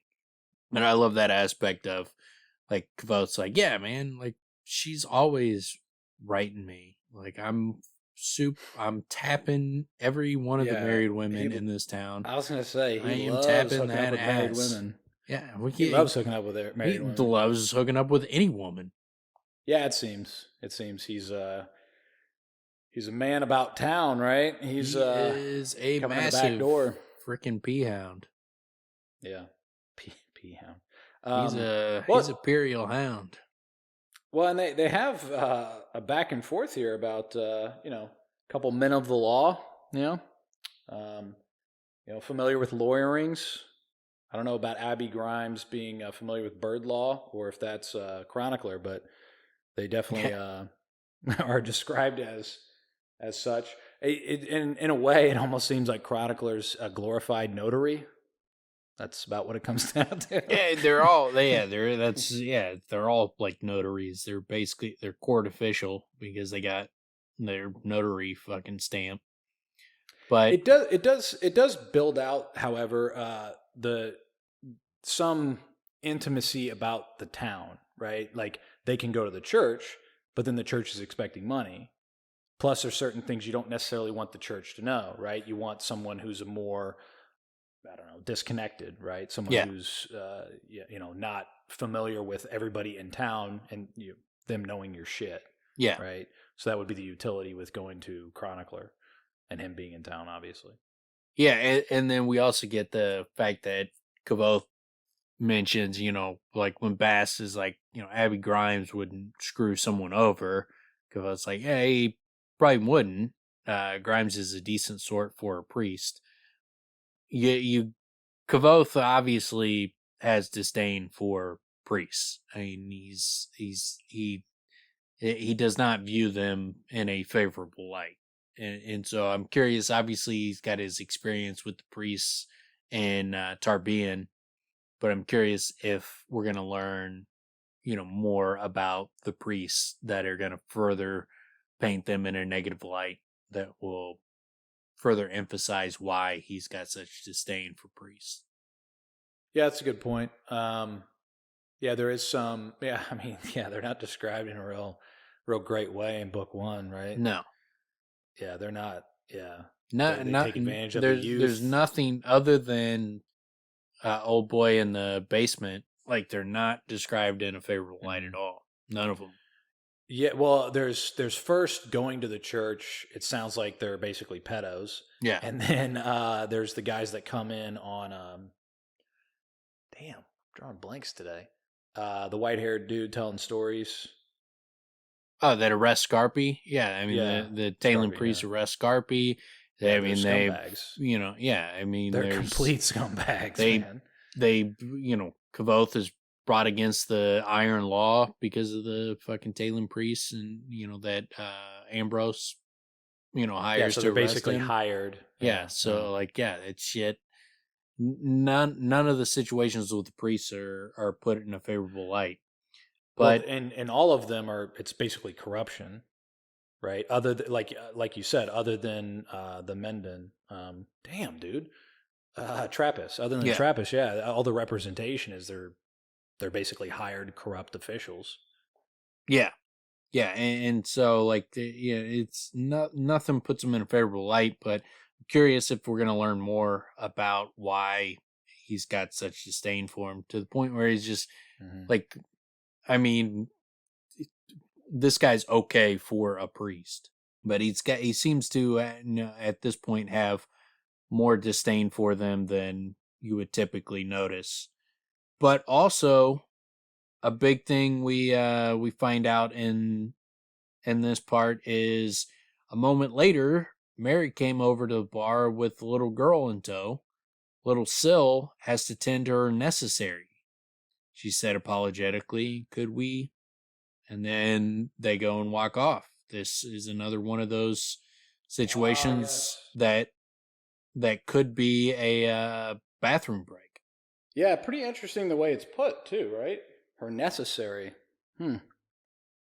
Yeah, what else is necessary? Yeah, exactly. What else is necessary? And how little is she? How young is she? Fingernail clippings. You got to clip your fingernails. That's necessary. Haircuts. Little weird they have to do it now. Little weird they'd have to do it right at this moment, but Yeah, but why would she have to use the restroom right then? Didn't they use the restroom before we leave? Or is this one of those situations where her mom's like, did anybody have to use the restroom? We better use the restroom now, because we're not going to do it once we're on the road. And then they fucking head over there, and then all of a sudden the girl's got to use the restroom. I don't know. I bet you the mom was telling her to use the restroom before they left. And she doesn't say the restroom. Like, where did they go? What are they? She just dropping deuces out in the yard? Is there an outhouse? Like, is there a bucket? Like, what are they? Like, we're not getting any solid information. So the necessary could be a million things. Coat nodded and pointed to the door near the stairway. Yeah. So there's a door near the stairway that people walk into to do their necessary. Could be the finger clipping room. Yeah, is that outside or inside? Does that house. door lead outside or inside? Is that an inside door or an outside door? We don't even know.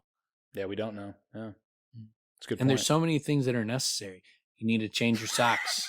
You need to change your clothes. You need to cut your hair, your fingernails. Take a bath. You got to take a bath. I mean, you got to eat food. You got to drink water. Brush your teeth. Could be flossing. Yep. Yeah. Trim your eyelashes. Maybe it's an eating room. Maybe they go in there to eat. Yeah. Trim your eyelashes. Trim your eyelashes? Who trims their eyelashes? That's something necessary. Otherwise, they just keep growing. They just keep getting longer and longer and longer. And then you can't see. Well, you just slick them. I mean, if that were to happen, you just pull it behind your ears or slick it back, right? You would have to. Dude, I want to see a ponytail made out of eyelashes. What a the great Thalens, look. The Thalens, their fucking eyelashes don't stop growing. The Steven Seagal look for someone who's bald on top of their head, but it's just eyelashes in a ponytail. Boom. Yeah, that's a good look. What a look. It's a Pat handsome look. Riley. Handsome. Yeah. But yeah, so I mean, it's close. I mean, there's possibility. It could be that she had to go take a bathroom break, but it's not solidified. Rothfuss, as usual, is leaving this mystery tantalizingly obscure. Well, and then what follows up here, if this whole being Kvothe's, partner or student doesn't work out for Bast, sounds like he could open a daycare. Yeah. He's tremendous with kids. Yeah. I just picture and- like Bass, like the girl hands Bass the baby, and he's just got his arms out. Yeah. Like he never pulls the baby in close to him, Yeah. and he's just holding it at arm's length. I'm picturing the same thing. Like never bends his elbows. Yeah. Never bends his elbows. Yeah. He's just holding it as it's staring at him, uncomfortably, like looking around like, what the hell's this guy doing? Yeah. Why is he holding me like this? Which, by the way, I also thought it was quite interesting. The boy feels like he recognizes that Bass is of the Fae. He's a Fae creature. Yeah, right? he calls him a dog. Yeah. Yeah. Charming. Either that or he's just trying to be cool. He's like, what up, dog? Could be Yeah. one of those. I think he just thinks Bass smells like a dog. Interesting. Could be. Could be a number of things, right? I mean, it's all just insinuation, right? Yeah. Yeah. No, but yeah, apparently babies can see through the fucking Fae's powers. They're glamour. They're not fooled by it. They're not so.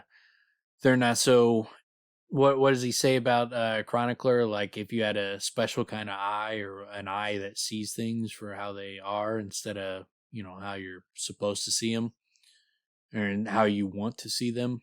So they probably don't have that aspect of human nature where you see what you're supposed to see. Where like if someone is comes in is dressed like a servant, even if they're not a servant, if they're dressed like a servant, walking around with the tray, you don't even give them a second thought because they're playing the role that they're wearing the uniform. Yeah.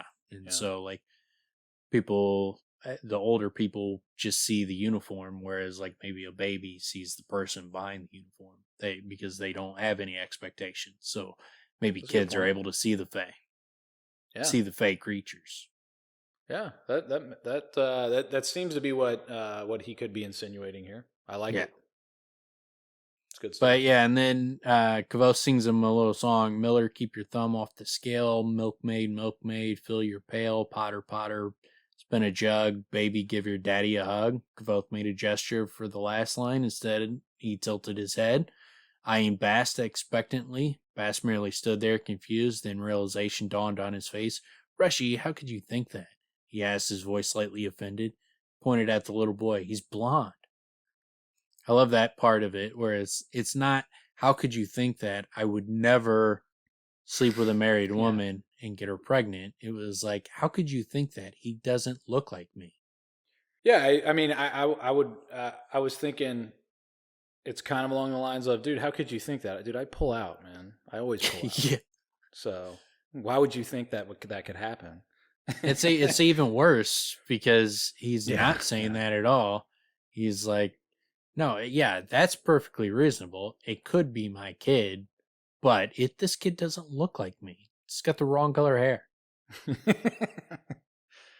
Which, depending on how young he is, could change color, bro. Yeah. And maybe that's why. Dye. Like think about that. Dye in their hair.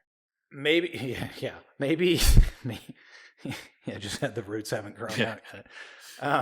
Maybe that's why he notices that he's of the Fae, because that kid's just a really big Eminem fan. Maybe, yeah, right. Maybe he's part Fae. Think about that. All right? Maybe that's why he recognizes. He's glamoring the shit out of fucking Bast. Yeah, there you go. But yeah, and then so he talks to, the family comes back in and she gets her kid and they take off, and then they talk about like how destitute this family is. Chronicler didn't charge him much. He's like, I have ears, don't I? The Smith's apprentice mentioned the Bentleys are on hard times. Even if he hadn't, They still have Show, like, eyes. the Fellas signs got of poverty. seams on both knees, boots worn nearly through. Little girls dressed too short for her and have patches besides. So they're in a real bad spot. And they start talking about the tax man. Yeah, like the the bleeders. the South Field's been flooded out 2 years running. They had their goats die this spring. Even if it were good times, it would be a bad year for them with their new little boy. He drew a long breath and let it out in a long, pensive sigh. This levy taxes 2 this year already. And we find out, like they'd mentioned, Kvothe had mentioned in the beginning of the chapter when he doesn't charge her for a drink. He's like, don't even think about it. Like, he didn't charge me half what that fence should have cost. Yeah. And we find out that, Bast is the one that destroyed the fence purposely to give them work because they won't take charity. Yeah, that's interesting. I wonder how they delivered that information to him. Like, yeah, sorry, he just went crazy. Like, I 'cause they don't have to I show doubt that he's I culpable. I doubt that they said Bast is the one that destroyed the fence. They probably Well, said then- an animal did it But then why would they have to pay for it? Why would Kvothe have to pay for it? because he paid them to do the work. Oh, his own. Yeah, Shit. his own fence. My bad. I was thinking they wrecked the Bentley's fence. All right. Oh, yeah, that would Well, be that's such a what I was douchebag move. No, that's what I mean. But Yeah. I was like, well, that's why I was like, well, how would they tell him? He's like, Well, he just went yeah, nuts that- one night Yeah. and fucking wrecked the fence. Like, Yeah. yeah, so Like, in my mind, I'm sorry. like, well, this is kind of weird. Sorry, Yeah. Bast fucking wrecked your fence. He got real fucking drunk and But I'll pay for it to be replaced. Yeah. Yeah, I guess I should have made and the I'll connection. pay That's you ridiculous. to fix your own fence. I'm not even going to fix it for you. Yeah, I No. guess that's Yeah. ridiculous. So they wrecked their own fence and then paid him to fix their fence. Makes a lot more sense. Yeah. And then as they're talking about it, like they make a differentiation between a regular taxman and the bleeders, where it sounds like the regular taxmen are, they know the townspeople, they know them, they got relationships with these people, so they understand when not to push too hard. It actually it sounds more like a mob coming in for his protection money, and he lives in the town, and he's raking them, but he also probably knows these people, and so he would know if they're on hard times and to like let off the gas a little bit, versus like the IRS is just like, fuck it, I'll just throw you in jail. Fucking pay me, or I will take your house and I will take your car, I will take everything you own. Yeah. Whereas that's what it kind of sounds like, is that kind of dynamic between the mob guy wanting the protection money versus the fucking IRS coming after you. Yeah, it does read that way, and it's kind of funny to hear it from Kvothe's perspective when he describes, the Rue don't own land, so we didn't really have to deal with Taxman. Now that I do, now I see why people hate the Taxman so much. Now he's like, now I see why you'll see a group of people beating the shit out of the Taxman, saying we're not paying you. Well, and also as far as that, when he's like, did you know I never paid taxes before I came here? The demon Rue don't own property as a rule. Gestured at the end. I never understood how galling it was. Some smug bastard with a ledger comes into town, makes you pay for the privilege of owning something. Kvothe gestured for Chronicler to pick up his pen. Now, of course, I understand the truth of things. I know what sort of dark desires lead a group of men to wait beside the road, killing tax collectors in open defiance of the king. So you can read that. This is one of those implications I was talking about that comes up in these chapters we're covering. Whereas you could read that and you could say that's now that Kvothe understands that he owns property and he sees how galling it is to pay the tax collector for the property he owns. So he can understand why someone would sit on the road and, wait to waylay these guys and fucking take them out. Or you could read it as he eventually learns the reason that Cinder was in the Eld robbing the king, and he can understand. Now I know what sort of dark desires lead a group of men to wait beside the road, killing tax collectors in open defiance of the king. Now he understands why Cinder was doing what he's doing, is what he could be implying by this message. Where it's kind of a double meaning. Yeah, that's interesting. The other thing I was going to mention is, which I thought was pretty great, and it's just a great line, but then also kind of answers something I've brought up before about his time at the university and why he wouldn't ask somebody for help. It says, "The poorer you are, the more your pride is worth. I know the feeling. I never could have asked a friend for money. I would have starved first." And it's pretty. That is interesting when you think about that. The poorer you are, the more your pride is worth, because that's all you have left. Yeah. Right. So the idea that you're going to stoop to ask someone for help, you have to make it on your own. So you take your clothes to the frickin' river and wash them by hand. Yeah. You know? Yeah, I mean, a huge part of his personality is being poor. I mean, that's defines him. Who he is through the first 2 books. So, yeah, it's a massive part of his life. Yeah, I mean, it's a constant motif, too, where he fantasizes about what he could do with money if he had money. You know, all these things that are out of reach that he could then take care of. Instead, he hustles real quick. He has to get his shit together. You know, he's always on his grind, basically.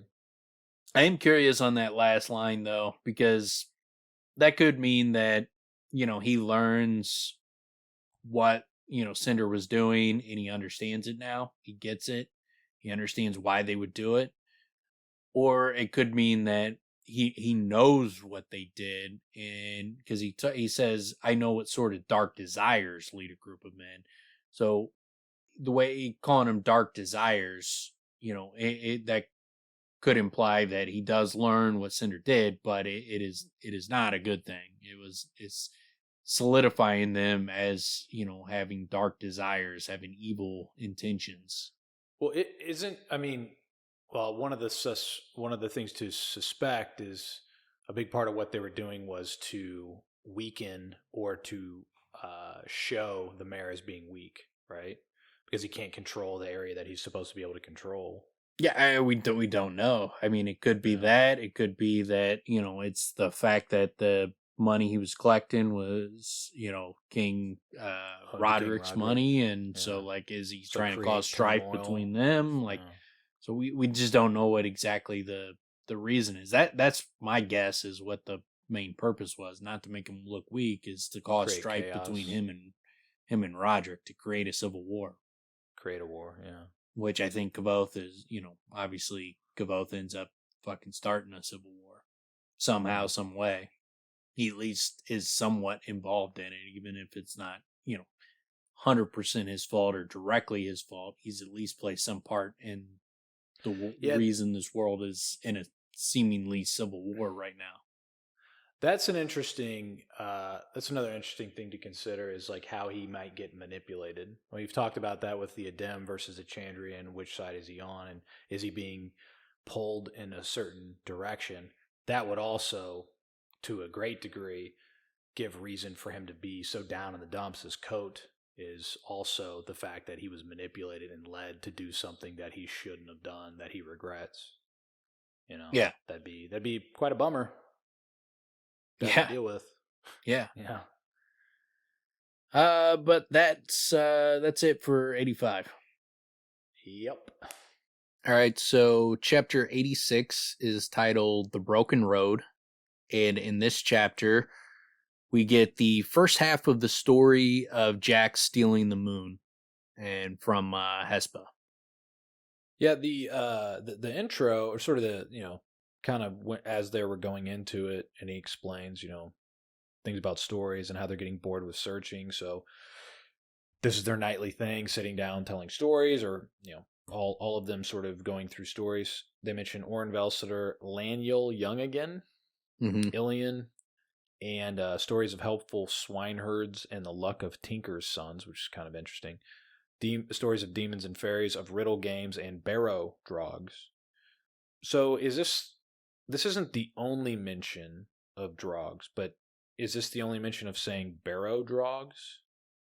Like that actual term? I don't know off the top of my head if they say barrow drogs or just drog. I think they do say barrow drogs before, because we talked why when we talked, or I guess they were talking about actual barrows, but yeah, I don't know.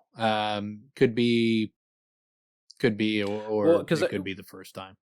I remember coming across when you were pointing it out, initially thinking, I missed this completely. Where the fuck is this coming from?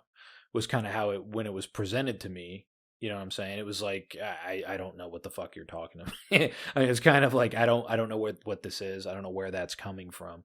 But then come to find out, there are enough mentionings in the book that you can piece it together, and this would be one of them. That's the reason why I ask. Yeah, you learn about barrows, you hear about drogs, and then there's a part where he says drogger. Yeah. Right. Yeah. Yeah. Yeah, and so they mention them a few times. It's not like a significant amount, but yeah, and the sleeping barrow king. So you get these little mentions like that, where you can. It'd be tough to put it all together without Rothfuss kind of explicitly saying that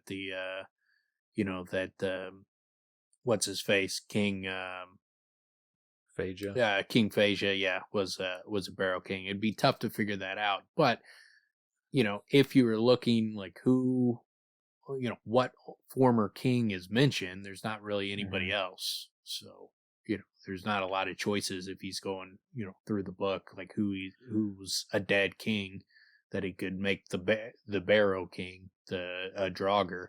He didn't have a lot of choices. So I guess if you're paying close attention and you're really looking for it, you probably could find it, but it would be a tough one to just kind of piece together on your own unless you really looking for it.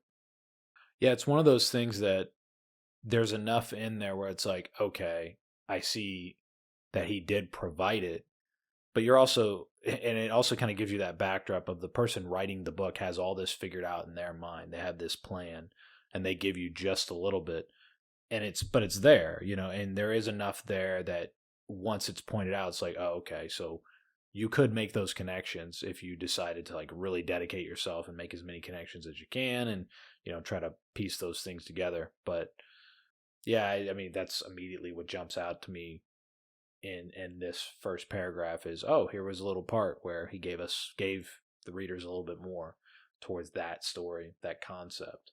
Yeah, and we also get the mention of Laniel Young again, which Rothfuss wrote about 2/3 of a novel on Laniel Young again, who's it's a woman who like raises her kids. Her kids are grow up and she's raised them to adulthood, and then she goes out looking for adventure, and so kind of spinning on the typical story where it's either the woman protecting her children. It's a story about a woman protecting her children, or she never has kids. She's like a warrior, a tomboy type of person.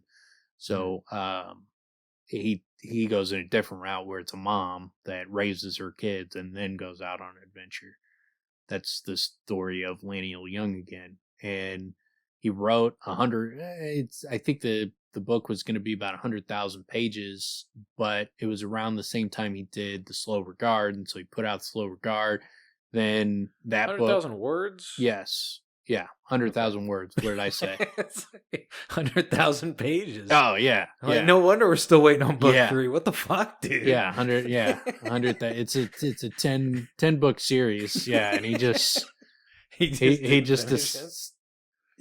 started that, and that's why we've been waiting this whole time. No, it's 100,000 words, and so it's a novel. It's a full size novel. It started out it was going to be just like a little novella, but he wrote it in. The story grew, but I guess then he like started as he was putting it out, he was going to put it out around the same time as Slow Regard, but then the revisions started going more and more, and his editor was like, "Yeah, you got to put that on hold and just get back and start working on Doors of Stone." Like, people are going to kill us if you're taking a long time to revise a story in between. Yeah, you already have all those people that are upset. It's never going to come out, and then some novella or some other novella comes out. It's like, dude, are you serious right now? I don't even know who this character is. Takes him like 3 years to fucking write this novel. Revises it 30, 40 times.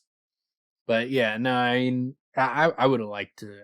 I wish she would have let him just go and write it. I mean, if he was already in the drive, he had the drive, he's writing it, and he's fucking feeling good and grooving. Like, why don't get in the fucking in the way. Yeah, like when you got a fucking racehorse and don't fucking pull the reins on him, let him fucking go. Yeah, it'd be well. I mean, I'd welcome any of it. Yeah, like, everything that I've been able to read that he's written has been great. Yeah, like I mean, who knows what that could have done. Like, I mean, he might have written that and then been so motivated, felt good, got another story out, kind of cleared his mind, cleared the cobwebs, got in a good groove of writing like that, and then he might have fucking just snapped right into Doors of Stone after a good break from it and been good.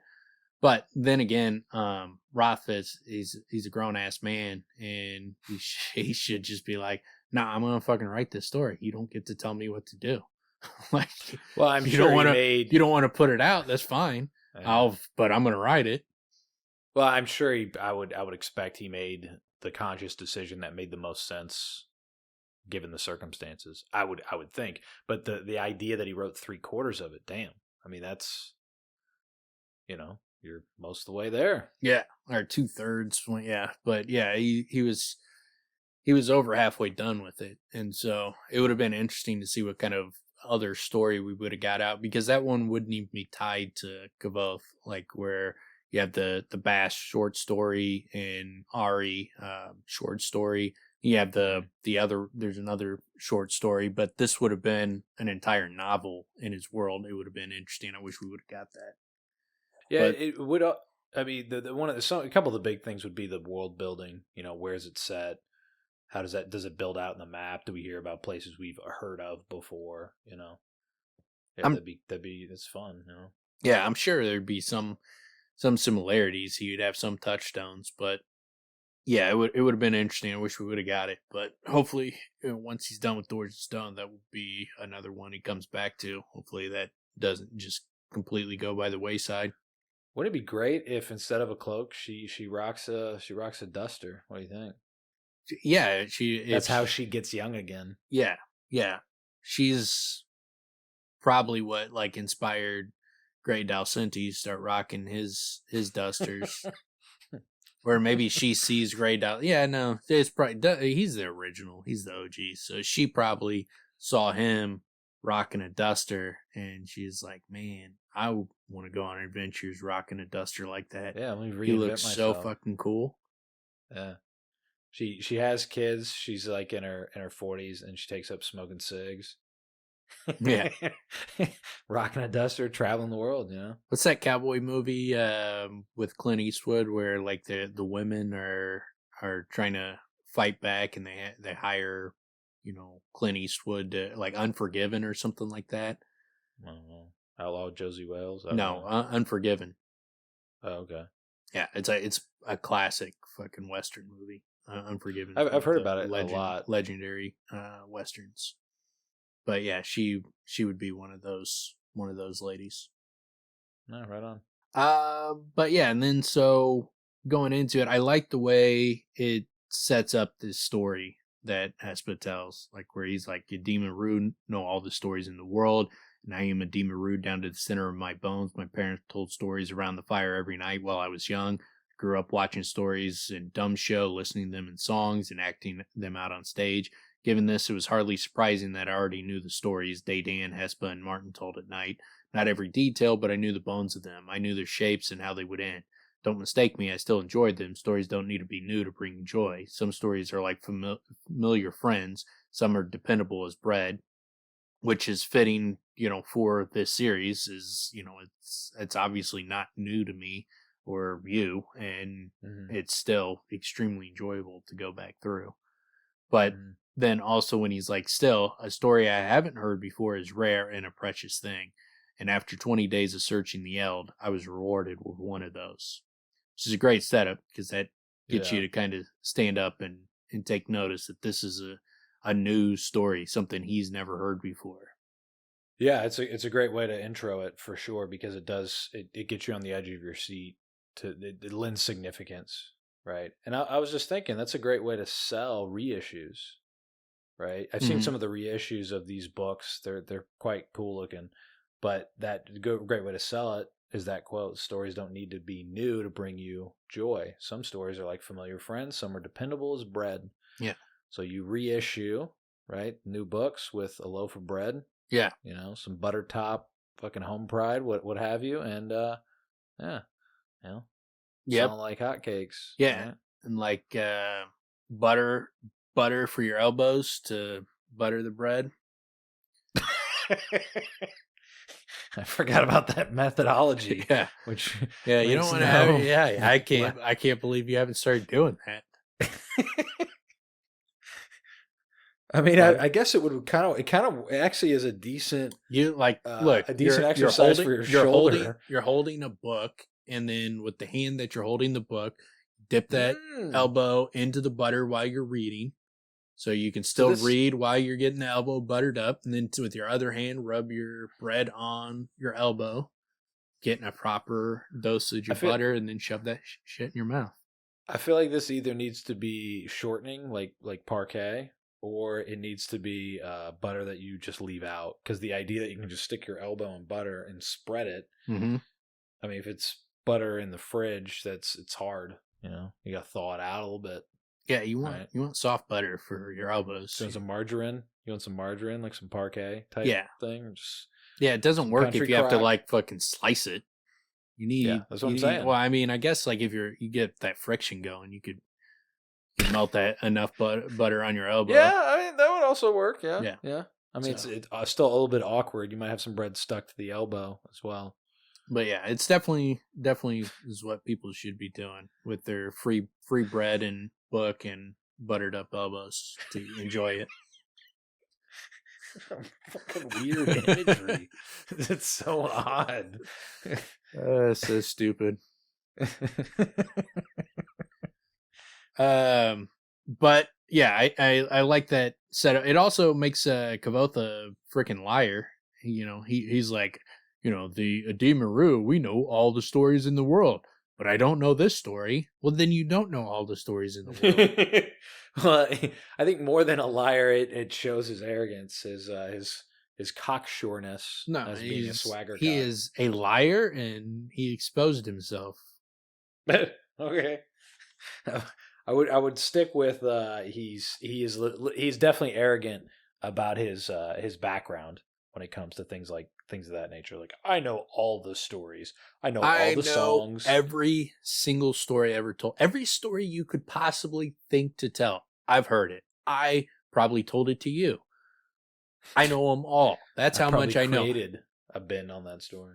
Oh, what's the story you're telling? I've never heard this story before. Go on, keep going. You just fucking said. I would kind of dig that. Just throw that in there where Hespe just continuously kind of leers at Kvothe, like, "Oh, would you like to finish this? Did you want to continue? You know this story because you know them all. So would you like to finish it?" Granted, give Kvothe credit. If he had a little more old Cobb in him, he would be like, "Oh, I know this story," and then just make up a bunch of shit. I would like to finish it. Oh, the Chronicler. Oh, I know the entire trilogy. I know the entire trilogy. Plus the 3 novellas on the side. Know all of them too. Word for word. But yeah, so we get the story here, and so it's a classic and an important one. We get the first half in this chapter where we get once long ago and far from here. Hespe said as we sat around the fire after dinner, there was a boy named Jax, and he fell in love with the moon. Jax was a strange boy, a thoughtful boy, a lonely boy. He lived in an old house at the end of a broken road. Data interrupted, Did you say broken road? I'm curious what the significance is of that. It seems like Rothfuss having Dadean interrupt, it makes it stick out. And it seems like it'll be something in the context of, Iax's motivation for creating the Fae and stealing the moon. And I think there will be some aspect of the broken road. I'm curious what that will be, but I think that this will be something when the third book is out and you go back through, you'll know what the broken road is referencing. Yeah, I feel like it is. Yeah, it's something that eventually will be connected in the sense of it could be like a marker. I'm like picturing like Raiders of the Lost Ark. It's like a marker for a city or a town or a specific place where something significant is going to happen. It kind of it lends that feeling. I don't know. Maybe it's the center of something. Yeah, it stands out though, but and it's obviously a lot of the story is, something like the house is obviously the Fae. The house that he builds is the Fae, and so in the Steel and the Moon house is that the story, fit. Is the story of the creation war, the beginning of the creation war, starting Steel and the Moon. So there's plenty of things that Jax is Iax and all that kind of stuff, and then this Tinker. Well, like we've speculated that the Tinker he meets could be Skiop, who could also be Scarpy. And so there's a lot of things in the story that could be other things, but some of it is obviously not how it happened during their time. It's something that they've just made into a story. Similar to like when you hear the stories about old Cobb tells about Kvothe, how you can tell like the pieces aren't all together correctly. It was someone just created their own story out of it. I think someone's creating a story out of Iax and stealing the moon and starting the creation war. So there's a lot of pieces of it that aren't accurate, but they represent something. And so I think that broken road is going to represent something too that we won't be able. We'll know what it represents when the third book. I'd be surprised if it's nothing. Yeah, that makes sense. I mean, it ends up being, some things are twist of what was originally part of the story or something that would be more of accuracy, but then they have a physical or some sort of representation of a piece of the story that actually does hold significance. So that was interesting what you mentioned there though too about, so say he created the Fae and that's like a house that doesn't fit together appropriately. When they talk about him as being an orphan and then possibly having a drop of fairy blood that kept his heart from ever knowing joy, part of me first off is thinking they just sort of vilify the Fae because they don't understand them. But then this idea that they don't know joy could also be just this idea of like how the Fae doesn't fit together like it's supposed to. It's like a house that doesn't fit together the way that it's supposed to. So it's all disconjointed and everything.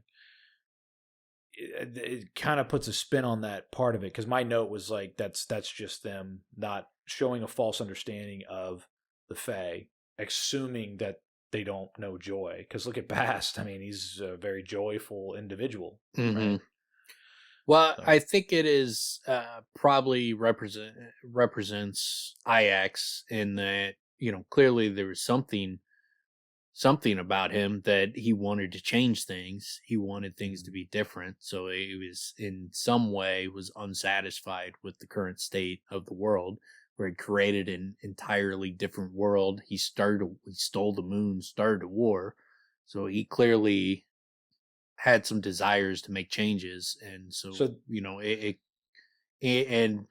see it with Haliax, and he's obviously super fucking emo, so it wouldn't surprise me if Iax was in that same vein.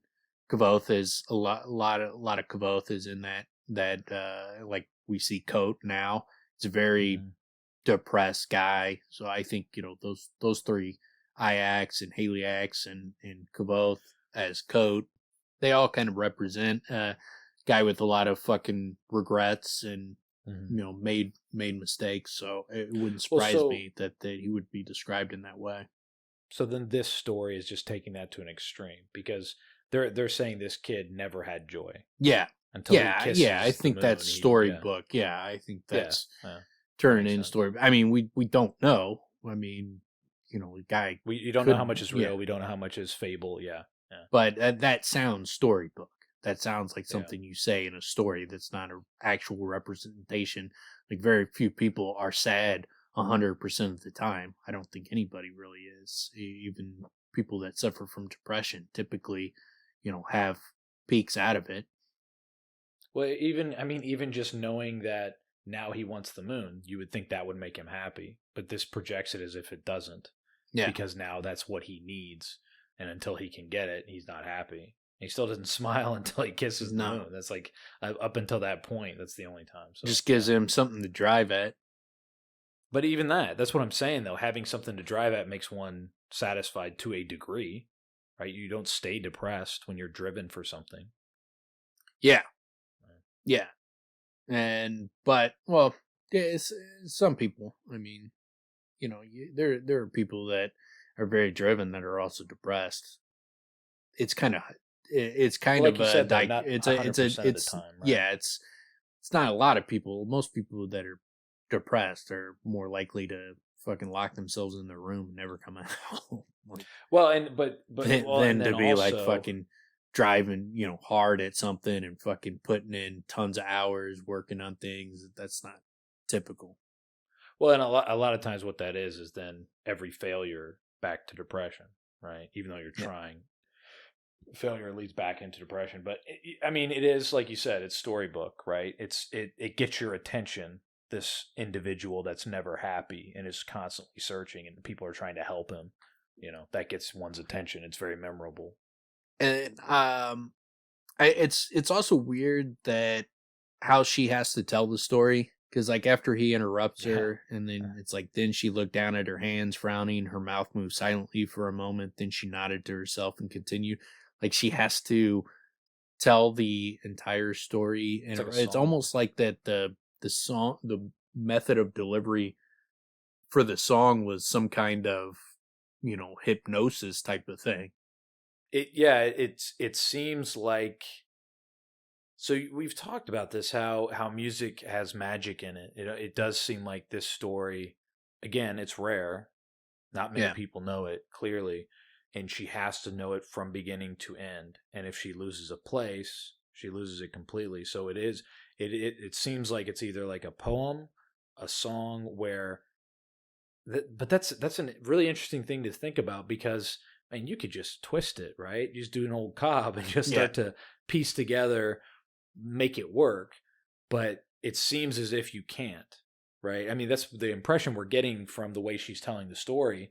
She's not a perfectionist. She doesn't give a fuck about anything else in life. Like, for at least what we hear about her on the road. It's not a long story. It's not that complicated. Like, I don't know. Like, what are you talking about? Why would you have to fucking tell it in a specific order? It seems weird. It seems like a weird little nugget. It could just be it's just a weird oddity about her, but I think that lends more significance to the story. I think that tells you that the details are extraordinarily important. Yeah. And that for whatever reason, like it's trance-like, right? So to be able to tell the story, then you have to be able to like go fully through it and everything, it's interesting too, coming from her, right? To have it from a character such as her. If this was Skiop, it'd be totally, it's completely different. Yeah.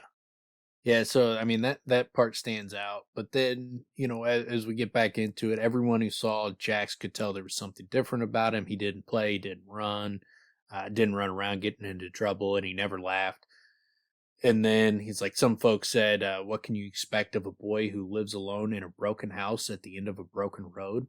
Some said the problem was that he never had any parents. Some said he had a drop of fairy blood in him, and that he kept his heart from ever knowing joy. So the fairy blood stands out as something that is associated with people like Kvothe and Elodin and people that have a strange resonance to their voice. Like you see it with Florian when she comes into the story, the way she looks at Kvothe. He mentions it's very similar Kvothe or to Loden, makes him feel like that. And so it seems that, and also too, that's gives you an inclination, like Ix is the one that created the Fae largely. And so with the Shapers, they created the Fae. So he has a drop of fairy blood in him. It shows you like how this is a story that has been created from pieces of the truth, because it's not that he had a drop of fairy blood in him. He created the Fae. He was a Ruach that created the Fae. So, he's not just has a drop of fairy blood. He's the creator of the Fae, of fairies. They don't exist without his creation. So, I mean, basically, he's full-blooded. Yeah. What it come down to, right? Yeah, he's basically the god in that sense. Yeah, so then in that sense, it's living or growing up in that place gives someone these oddities. Yeah, that's kind of how I view the Fae, is because like when Kvothe comes out of it, like that girl mentions, like, look at it, his eyes, he looks Fae around the eyes, and he had that weird laugh and those kind of things, and he fought differently, and he he felt different, and he acted different, and he looked different. And so I think there's something that if you're in the Fae for a long time, it changes you. You become a Fae creature or something like that. I think that's part of the creation of the Fae, is the reason, they're not human or Ruach anymore and they're Fae, is because of the Fae. It changed them fundamentally. I think that's likely, why they're so different. That world is so different. I think it fundamentally changes you when you're there. Yeah, that's an interesting concept, and it's clearly, it's clearly evident in the books. That influence. We get it in a really great way when Kvothe comes out, because he slowly kind of loses it, right? But it's definitely evident initially, and people see it in him, and he feels the difference. Yeah, it's really funny. Well, and you could experience just in the effect of he's not used to wearing clothes. I mean, that's a different aspect of it, but that in itself lends more towards picturing how different it is. But he's different mentally and emotionally and psychologically. Yeah, and we also get that he was an unlucky boy. There was no denying that. When he got a new shirt, he would tear a hole in it. If you gave him a sweet, he would drop it in the road. So unlucky, holes in shirt, which are both reminiscent of Kvothe's life. And as well as the Lackless family is described as the Luckless, and this kid is an unlucky boy. So those tie him towards the Lackless family loosely, but they do. I think there's, when he gets the box, that significantly ties him towards being the OG Lackless. Is one with that box. I think that significantly ties him towards them. But yeah, well, and the hole in the shirt. I mean, that's huge towards Kvothe. I mean, that's a huge suggestion, right? Yeah. I mean, because if it wasn't for the fact that is such a significant part of both books, that this dude's always fucking up his shirts and how much he fixates on it, then if there wasn't that aspect in the books, then this line wouldn't stand out. But the fact that it's exactly like Kvothe, and all the other aspects as far as genealogy and how things tie back to the past, it stands out when something ties to Kvothe from the past, because of how much the story seems to be a kind of a retelling of the same kind of tragedies keep happening and shit like that. Yeah, and I think that I mean, it's intentional on Rothfuss's part that he would tear a hole in the shirt. He's presenting to people to make the connections, if they're reading carefully enough. Because in that sense, you don't have to be that careful. I mean, I even made that connection first time through because of how many times we get that. Yeah. And the suggestion when he's a kid and his dad mentions it and how they're always sewing it up. I mean, it's just, it's reiterated so much that you don't have to be reading that carefully to make that, at least that initial connection. He gives you those hints, where it's like, well, there's more here.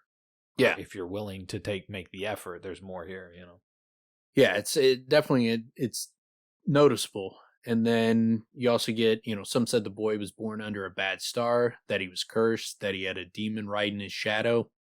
Other folks simply felt bad for him, but not so bad that they cared to help. The demon riding his shadow, it seems like that's might be significance considering Haliax and how that, if you look at the first part of that word, that name, Hal in Latin means breath, and so as Haliax can easily be interpreted as breath of Iax, and then there's a demon riding his shadow, and so I'm curious, if Iax has some part to play in why Haliax becomes Iax. I mean, Lanre becomes Haliax. I mean, that description, demon riding his shadow, that's a way of describing what he looks like what he physically becomes. Yeah. Right? Or as Fitz called it, he basically has shadow dripping off him like he got hit with an egg. Yeah, he got yolk on his face. Oh, man, I got yolk on my face. Dripping like yolk. I just thought when he said that, I'm like, that's such a weird interpretation to say the yolk. Like he's carrying it. He's all yoked out with yolk dripping down his face. Oh man, talk about that would make you depressed. You spend all that time working on your body, just get jacked. You're just ripped, super yoked, and then your entire body is like a shadow that no one can see, and you're not. So you didn't do it. You're not able for to the health. show. You did it. Yeah, you want to show that off. Even if you're doing it for the health, you still want people to see that. Fucking look at this creation Everyone made has to with see my body. And he can't show it off. No one can see him. Fucking billboard. It's like you don't understand. He's always walking around with his shirt pulled up and just hoping someone mentions his ab, but no one can see him. This is why he has the holes in his shirts. Yeah. Right? He's walking around with holes in his shirts. Haliax is the one that's yoked up. So probably a lot of dick root too, right? Oh hell yeah! He's got that V fucking shape with his under his abs. He's got that fucking V line. So he's wearing V-neck shorts, but he's also bumping his calves, right? Showing the calf muscles. No one basically can see wearing it. Man, that would make you depressed. No one comments on it ever. So he's just walking around. That's why he's mad. That's why. That's why the real he reason in the world. He did all that work muscles. and it's for nothing. Oh my god! Yeah, it has nothing to do with Lyra. Talk about glamour muscles, Jesus. Yeah. Oh man! And then so we get one day a tinker came down the road to Jack's house. This was something of a surprise because the road was broken, so nobody ever used it. Hoy there, boy! The tinker shouted, leaning on his stick. Can you give an old man a drink? So he's got a stick, and that ties in with Skiop. Skiop is also when he's walking through the Faerinial. When Skiop was walking through Faerinial, he's got a stick as well. So that is one of those clues that kind of ties the tinker, and the fact that is when they mention Skiop, it's he had no hat for his head and no pack for his back, and so it's the same kind of description of what this tinker ends up being. He loses his hat, he loses his packs, and he's just got a walking stick. Yeah, and that's also that was always an interesting thing to point out. Why point out someone's not wearing a hat? Yeah.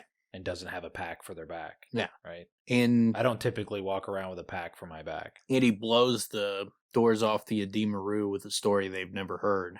And this is a story Kvothe has never heard. So these things all tie well together to the point where it ties so well together. I would be surprised if Rothfuss didn't go that route. I think, though, he didn't really blow the doors off. He blew their nips off, Oh, if yeah. I remember right. Yeah. Isn't that what happened? Yeah, they're nipless. Kvothe is the bloodless. That Rue troop was always known as the nipless after that story was told. But he does do what is supposed to be done, which is he helps out the Tinker. He gives the Tinker a drink.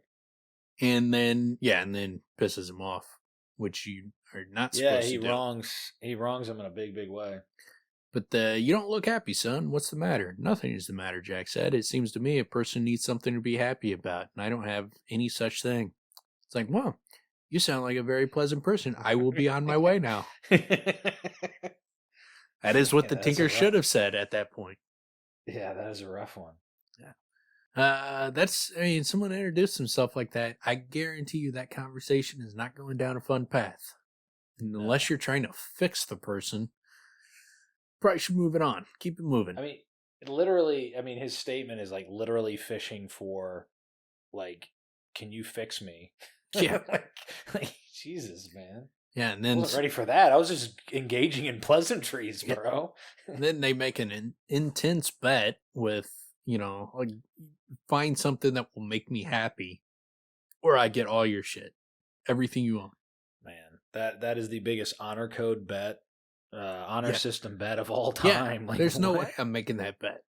Like, there's like happiness. It's all up to you. Yeah, 100% up to you. I guarantee you, if I'm Jax, there is nothing in that pack that will make me happy. But I want it all. Yeah. Yeah, it's a strange bet for the Tinker to make. That is definitely his judgment's a little flawed. I would say. It's a terrible, terrible bet. And maybe Ajax or Jax is very honorable, and he would have told the truth, but seems like a stupid bet. I don't think I would have made it. Well, I will say the Tinker is very honorable because he sticks to it, but man. Yeah, Tinker definitely is. Holy shit. But yeah, and then now the Tinker was fond of a wager, and he knew a good bet when he heard one, which is hilarious. This is such a terrible bet.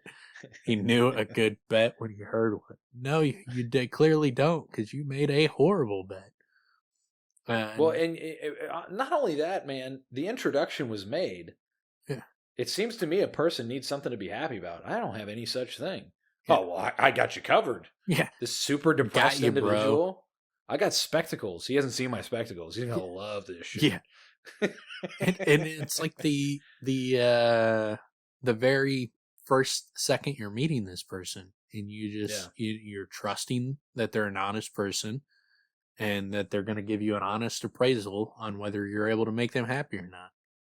Yeah, perhaps the Tinkers being, almost like kowtowed to throughout, their existence builds up a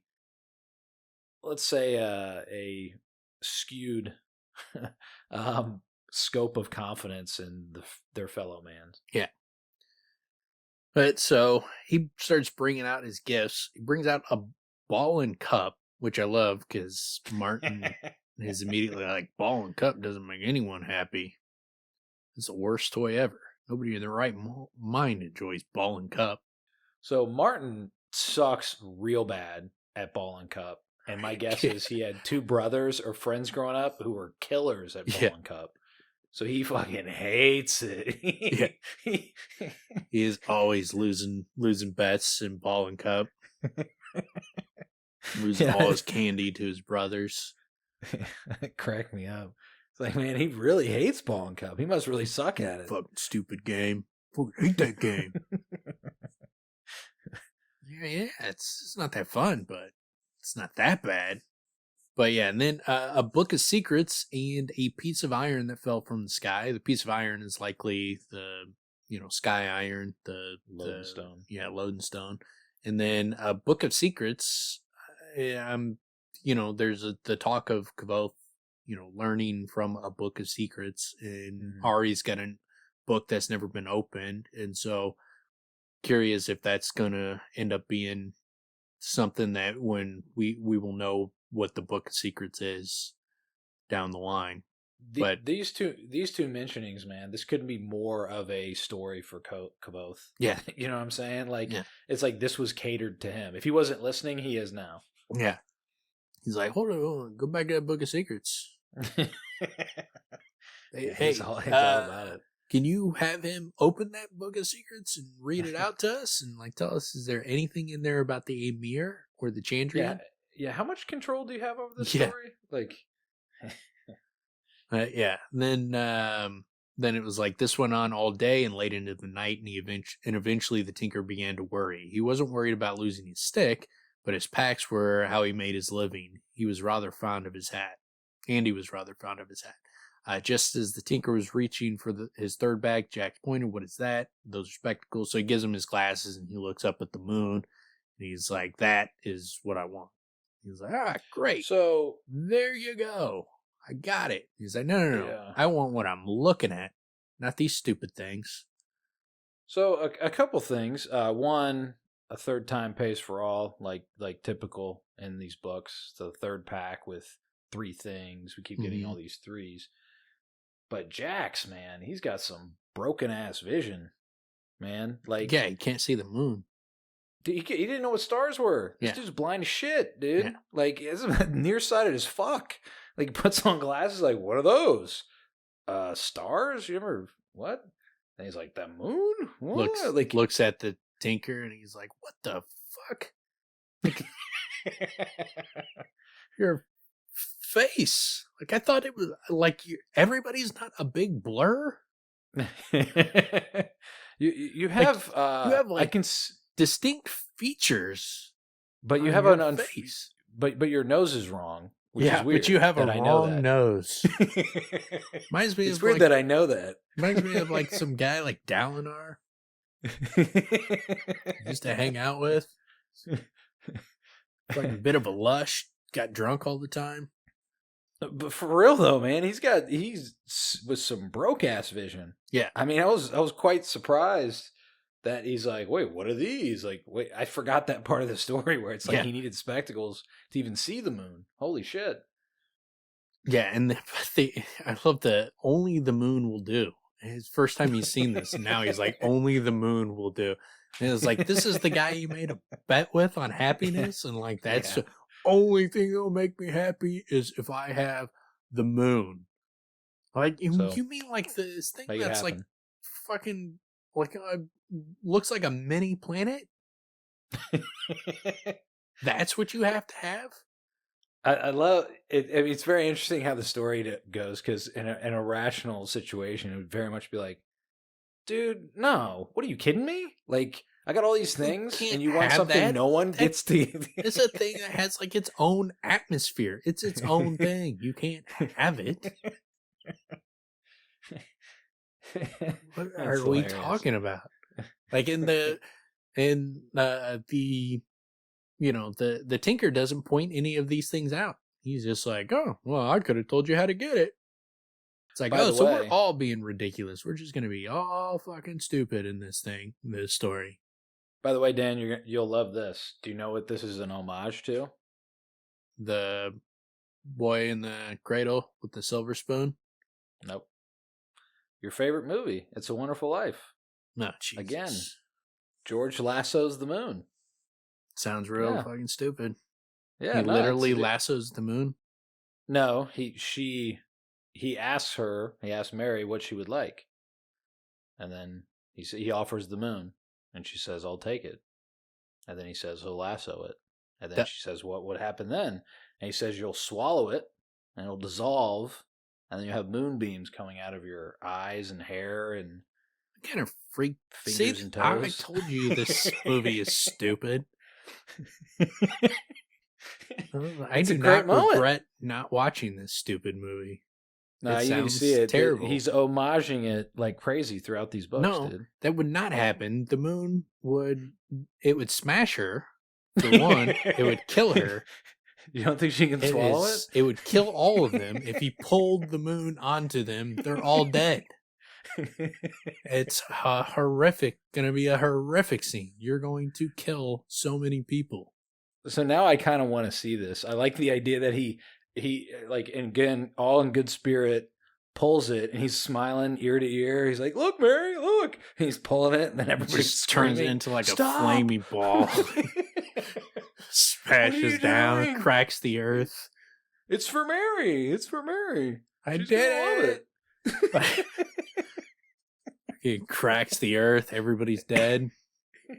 Like, way to go, fucking old Jimmy, whatever you're George. Yeah, Good, George. Smooth move, George. Smooth move? Yeah. Is that where that came from? Yeah, smooth move, George McFly. It's not McFly. I don't remember his I can't remember his last name. Yeah, terrible movie. Sounds horrible. I could have made it better. Classic. If he actually did destroy the Earth, pulling the moon down onto it. I would like to see that sort of whatever you would call it. Yeah, it would be a twist. It would be a twist ending. Let's reboot. It's a Wonderful Life. Are you real? Now you're telling me, just to make sure, you're saying you literally want the moon. Okay. I love the idea of doing a reboot and the same tone, tenor, and everything, black and white, up to that point. And then at that point, it completely shifts. Yeah. It's like From Dusk Till Dawn. It just completely shifts into like apocalyptic. Yeah. Like everybody's trying to stop him as he's like pulling it. And he's like red faced and like straining real hard. And everybody's like, "What are you doing? Stop it! Fucking up the orbit." I love it. I love the idea that like, and then it's like the entire world. Mary asked for this. This is what you wanted, Mary. There's a new movie with like DiCaprio and fucking Jonah Hill's in it, and about like the end of the world, right? It's like they find a comet. So it's that movie meets It's a Wonderful Life. It's a bunch of scientists are trying to warn everybody that this guy's going to kill us all, but no one actually has the balls to stop him because he's in love. It's like a warped love story. Yeah, that'd be classic. Hit us up, Hollywood. Hit us up, Mr. Hollywood. We got what you need. Give me a call. I think Weinstein was Mr. Hollywood, so I don't think he's around much anymore. Yeah. Well, Mr. Hollywood Jr. He's just his brother, actually, so he's got you. But yeah, and then he loses, the Tinker loses the bet, and so he has to give him his packs and his hat and his stick and everything. Well, and then but he has, I don't suppose, the Tinker said reluctantly, that you'd mind leaving me with my hat. I'm rather fond of it. And then Jax immediately cuts him off. It's mine by right. If you were fond of it, you shouldn't have gambled it away. And the Tinker gets fucking pissed. What's up with this hat? Like, I mean, how do you picture the hat? Is it a Kangol hat? Is it I picture like a big ass straw hat that gives you like some shade over your face. So like a Panama Jack. Yeah, because style. Like you're walking around outside. You're a traveling tradesman who's outside all the time. You'd want a big face covering hat. And so, yeah, I would be, and especially like if you're like, a bald old dude and shit, and they're taking away your protection from the sun, like that'd be that'd tick me off a little bit. There could also be, I mean, everybody he's met on the road doesn't know he's bald. Yeah. So now he doesn't want to be outed. It's also that. And he had, before, because he had the hat, he had like smooth, oiled up head. Now he's got a big fucking ashy head. And kind of like it's like Master Ash's ashy elbows, and he's got an ashy head. So yeah, that would piss me off too. All about the buttered elbows and Yeah. heads and oils. Yeah. I was thinking though, man, what other hats do we know about in the story?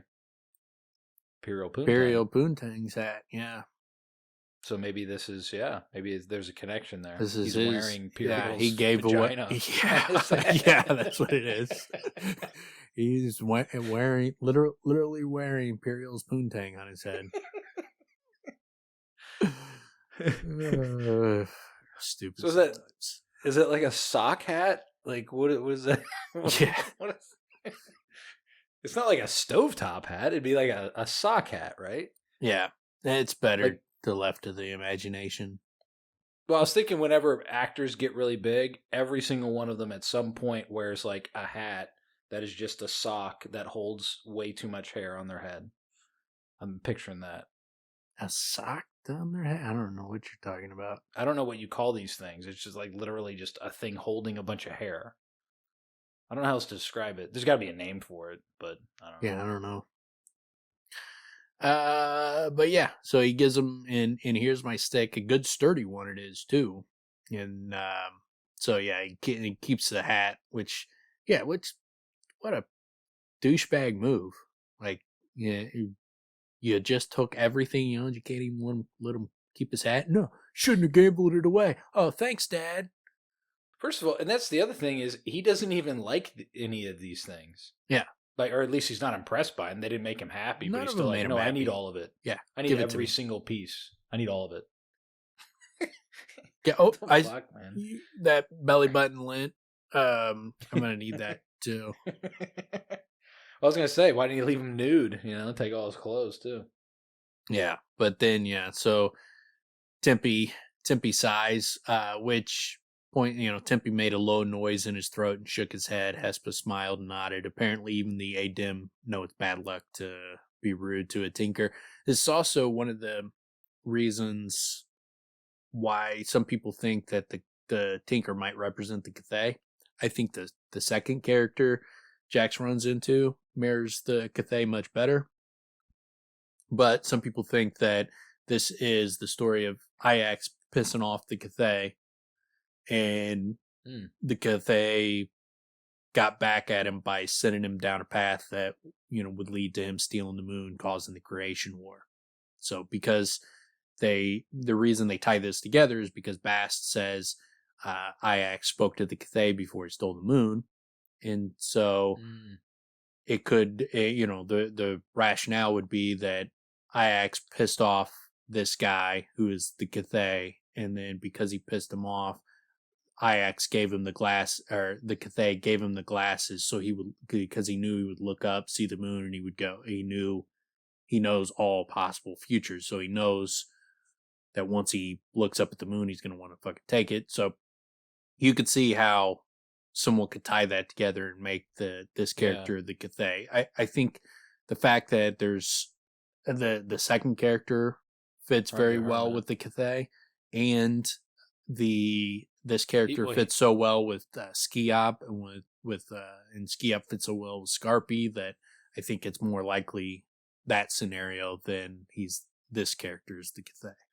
Well, and the hermit tells him, well, basically plants the seed of take her name, get her name. Right? Yeah, he doesn't say that, but he plants that seed. And he's I mean, he fits in the second character fits the Kvothe so well in so many ways. It's also he's not traveling, right? He's in this cave, and that's where he stays because he can hear all things and blah blah blah. Yeah, there's those a bunch descriptions. Of things. Yeah, and so, but that's one of the reasons. And then, I will leave you with the broken house. And then he's like, he walked all night, only stopping when she went out of sight behind the mountains. So Jack walked day after day, endlessly searching. That's when Dan jumps in and starts talking shit like, wonder what that's like, endlessly searching. So him and Hespe start getting into it, and then Kvothe jumps in, and you get the, Hespe's eyes flash, and despite my better judgment, I decided to jump in. Fine, I interrupted, looking at Daydan. If you got a better idea for finding these folk, let's hear it. Let's talk it over like adults. My interjection didn't slow Dan down the least bit. It just pointed him in my direction. What would you know about adults, he said. I'm sick and tired of being talked down to by some boy who probably doesn't even have hair on his balls yet. And Kvothe, I'm sure if the mayor had known how hairy your balls were, he would have put you in charge, I said with what I hoped was infuriating calmness.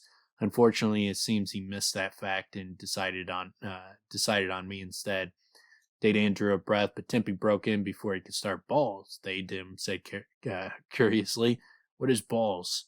All the air went out of Dadan in a rush, and he turned to look at Tempe, half irritated, half amused. The big mercenary chuckled and made a very clear motion between his legs with a cupped hand. You know, balls. Big, juicy plums. He said without a trace of self-consciousness. Fucking classic line. And he's like, Tempe said, nodding to show his understanding. Why is the mayor looking at hairy balls? A pause, and then a storm of laughter rolled through our camp, exploding and, getting rid of all the tension in the air. Yeah, that's so funny, man. It's so great. Yeah. Where they're basically falling on the floor, rolling around, laughing. Yeah, that's a genuinely hilarious moment in the story. Like, you get it kind of back to back because you get the boy with the ass who fell off, and then you get fucking Tempe in here with the fucking hairy balls line, which is fucking just hilarious. Yeah. The mayor's literally like having dudes walk through a room and staring at their nuts. Such kind of shit we would say. Like, I don't get this. Why is he looking at hairy balls? Why is he using hairy balls to make his decisions? This seems like a terrible way to choose who's in charge. He's got like some type of scale, like a Lob them out, boys. Or some type of apparatus that measures the hairiness. Yeah. Okay, all right, not bad. What kind of what kind of hairdos can you do with that? But yeah, so that released all the tension, and then Dadan promises to cool it the next time, and she'll finish the story the next time, which we get in 2 chapters. One thing I did want to mention, because it does come up again a number of times with the hermit, is that the tinker, he's all butthurt about the hat, and he asks him, "Hey, what about this third one? I mean, all these packs in here. What's in here?" He's like, "Something for you to choke on." He's like, "Whoa, okay, no need to get so angry," basically. But the tinker goes as far as saying, "But for the taking of my hat, you could have had my help in catching her." And, he says, "I'll leave you with the broken house." That's something, blah, blah, blah. But he gets that a couple times from the hermit as well. He's being offered help repeatedly by people that say they could help him. Although it's interesting for the tinker to say it, because before that he's like, nobody can give you the moon. Yeah. But at that point he's like, well, fuck you then. You took my hat. Now I'm not going to help you. I could have told you. I could have told you exactly how to get the moon. It's real easy. I could do it in like 2 seconds.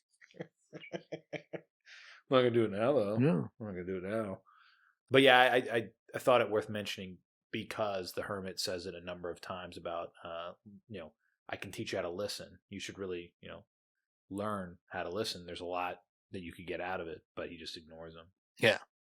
But yeah, that wraps that bad boy up. And then the next episode, we will go into, we'll get Kvothe and Tempe going to the town, going into the bar, and then we'll get the end of this story. We will get him meeting the hermit and actually stealing the moon. Do you think there'll be any ashy or oily appendages?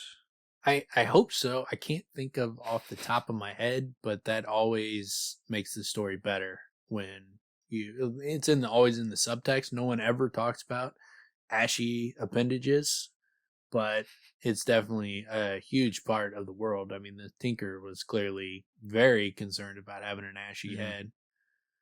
Master Ash had beautiful elbows, and before he became Master Ash, ashy elbows. Yeah. What was that character on Dave Chappelle's show that was just like his entire Ashy body Larry. was? Yeah. His like show, entire his body was knuckles just ash. They show his knuckles, elbow, and ankles. His whole like he just had like put like baby powder over his entire body or something. I can't remember what but yeah, his entire body was just ash. It's hilarious little bit. That was such a great show. Yeah. It started off with a bang where he's the head of the KKK as a black guy, and it was like, blind. holy shit! This didn't know he was black. Yeah, and hilarious, man! Right off the bat, it started off with that. Yeah, there was one. I mean, it's been a long time. There's a number of shows where it's like people could not wait for the next episode. That was one of them where it was just like you're very jacked up for the next episode because it was just loaded with funny ass shit. Yeah, it was like, if Saturday Night Live was funny still when it was actually good. Yeah, like when you had Farley and Adam Sandler, yeah, like that was Phil Hartman. There's a couple legendary crews, and that was definitely Myers. That was definitely one of them. Yeah, every one of those guys became fucking big stars. Who was the Dana Carvey? Yeah, that cast was fucking killer, man. Yeah, it used to pump. Saturday Night Live used to pump out some big stars like Eddie Murphy. It's one of the big ones. And then Chevy obviously, Chase, Steve Martin and Chevy Chase. But I can't remember if they were already somewhat famous before that started. Chevy Chase did one season. And I think he was basically I'm not 100%, but I the way I remember, or the way I understand it, Chevy Chase was basically unknown, and he did one season, and that was it. Yeah, and then I think even Bill Murray might have been on. I don't know. Yeah, I can't remember. But if Bill Murray was on, he would have already been known from other shit. Because I mean, he had fucking one of the best careers ever. Yeah, he's fucking amazing. Yeah, there's a lot of talents came out of that stuff. It's not the same anymore, but used to be fucking killer. Like I can't even think of the last time someone showed me a skit from Saturday Night Live that was actually funny. Yeah, I don't know. It's been a while. It's funny now that I tried to think of one. I thought what came to mind was stuff from Key and Peele. It's not Saturday Night Live. Yeah, I was saying like that. All the talent went and did their own things. Like Dave Chappelle did his thing, Key and Peele did theirs. Like, yeah, there's still some good sketch comedy. It's just not seen much of it on Saturday Night Live. Like, I never see anything going viral on like, oh, this is the funniest shit ever. You got to watch this. Just doesn't come up. Like, you had some classic stuff, man. Like the fucking the Dick in the Box is hilarious. Like, that was one of the last. Recent. That was one of the last things I can remember. That was Andy Samberg. Yeah, that was a while ago though. Yeah, him and Justin Timberlake. Yeah, that was funny. But yeah, I think that will pretty much wrap it up for this episode, and we will be back next week with the conclusion of the story of Emo Jax. That would have been interesting if one of the boxes had a, And we still haven't seen that box opened yet. It could be a hilarious prank. The phase. The phase weird. There's many doors in, and so it could be that IX has just been sitting there with his junk pressed into this box through the Fae for 5,000 years. He's just, dude, trust me, when it opens, the payoff is gonna be worth it. Building for all this time. It's like, you've been sitting there for 5,000 years. Like, I'm immortal. What does it matter? 5,000 years is nothing. Worth it. Yeah. That's all it comes down to. So yeah, the payoff. That's what it's likely to be. All right. We will see you guys next week. Peace out. Yep.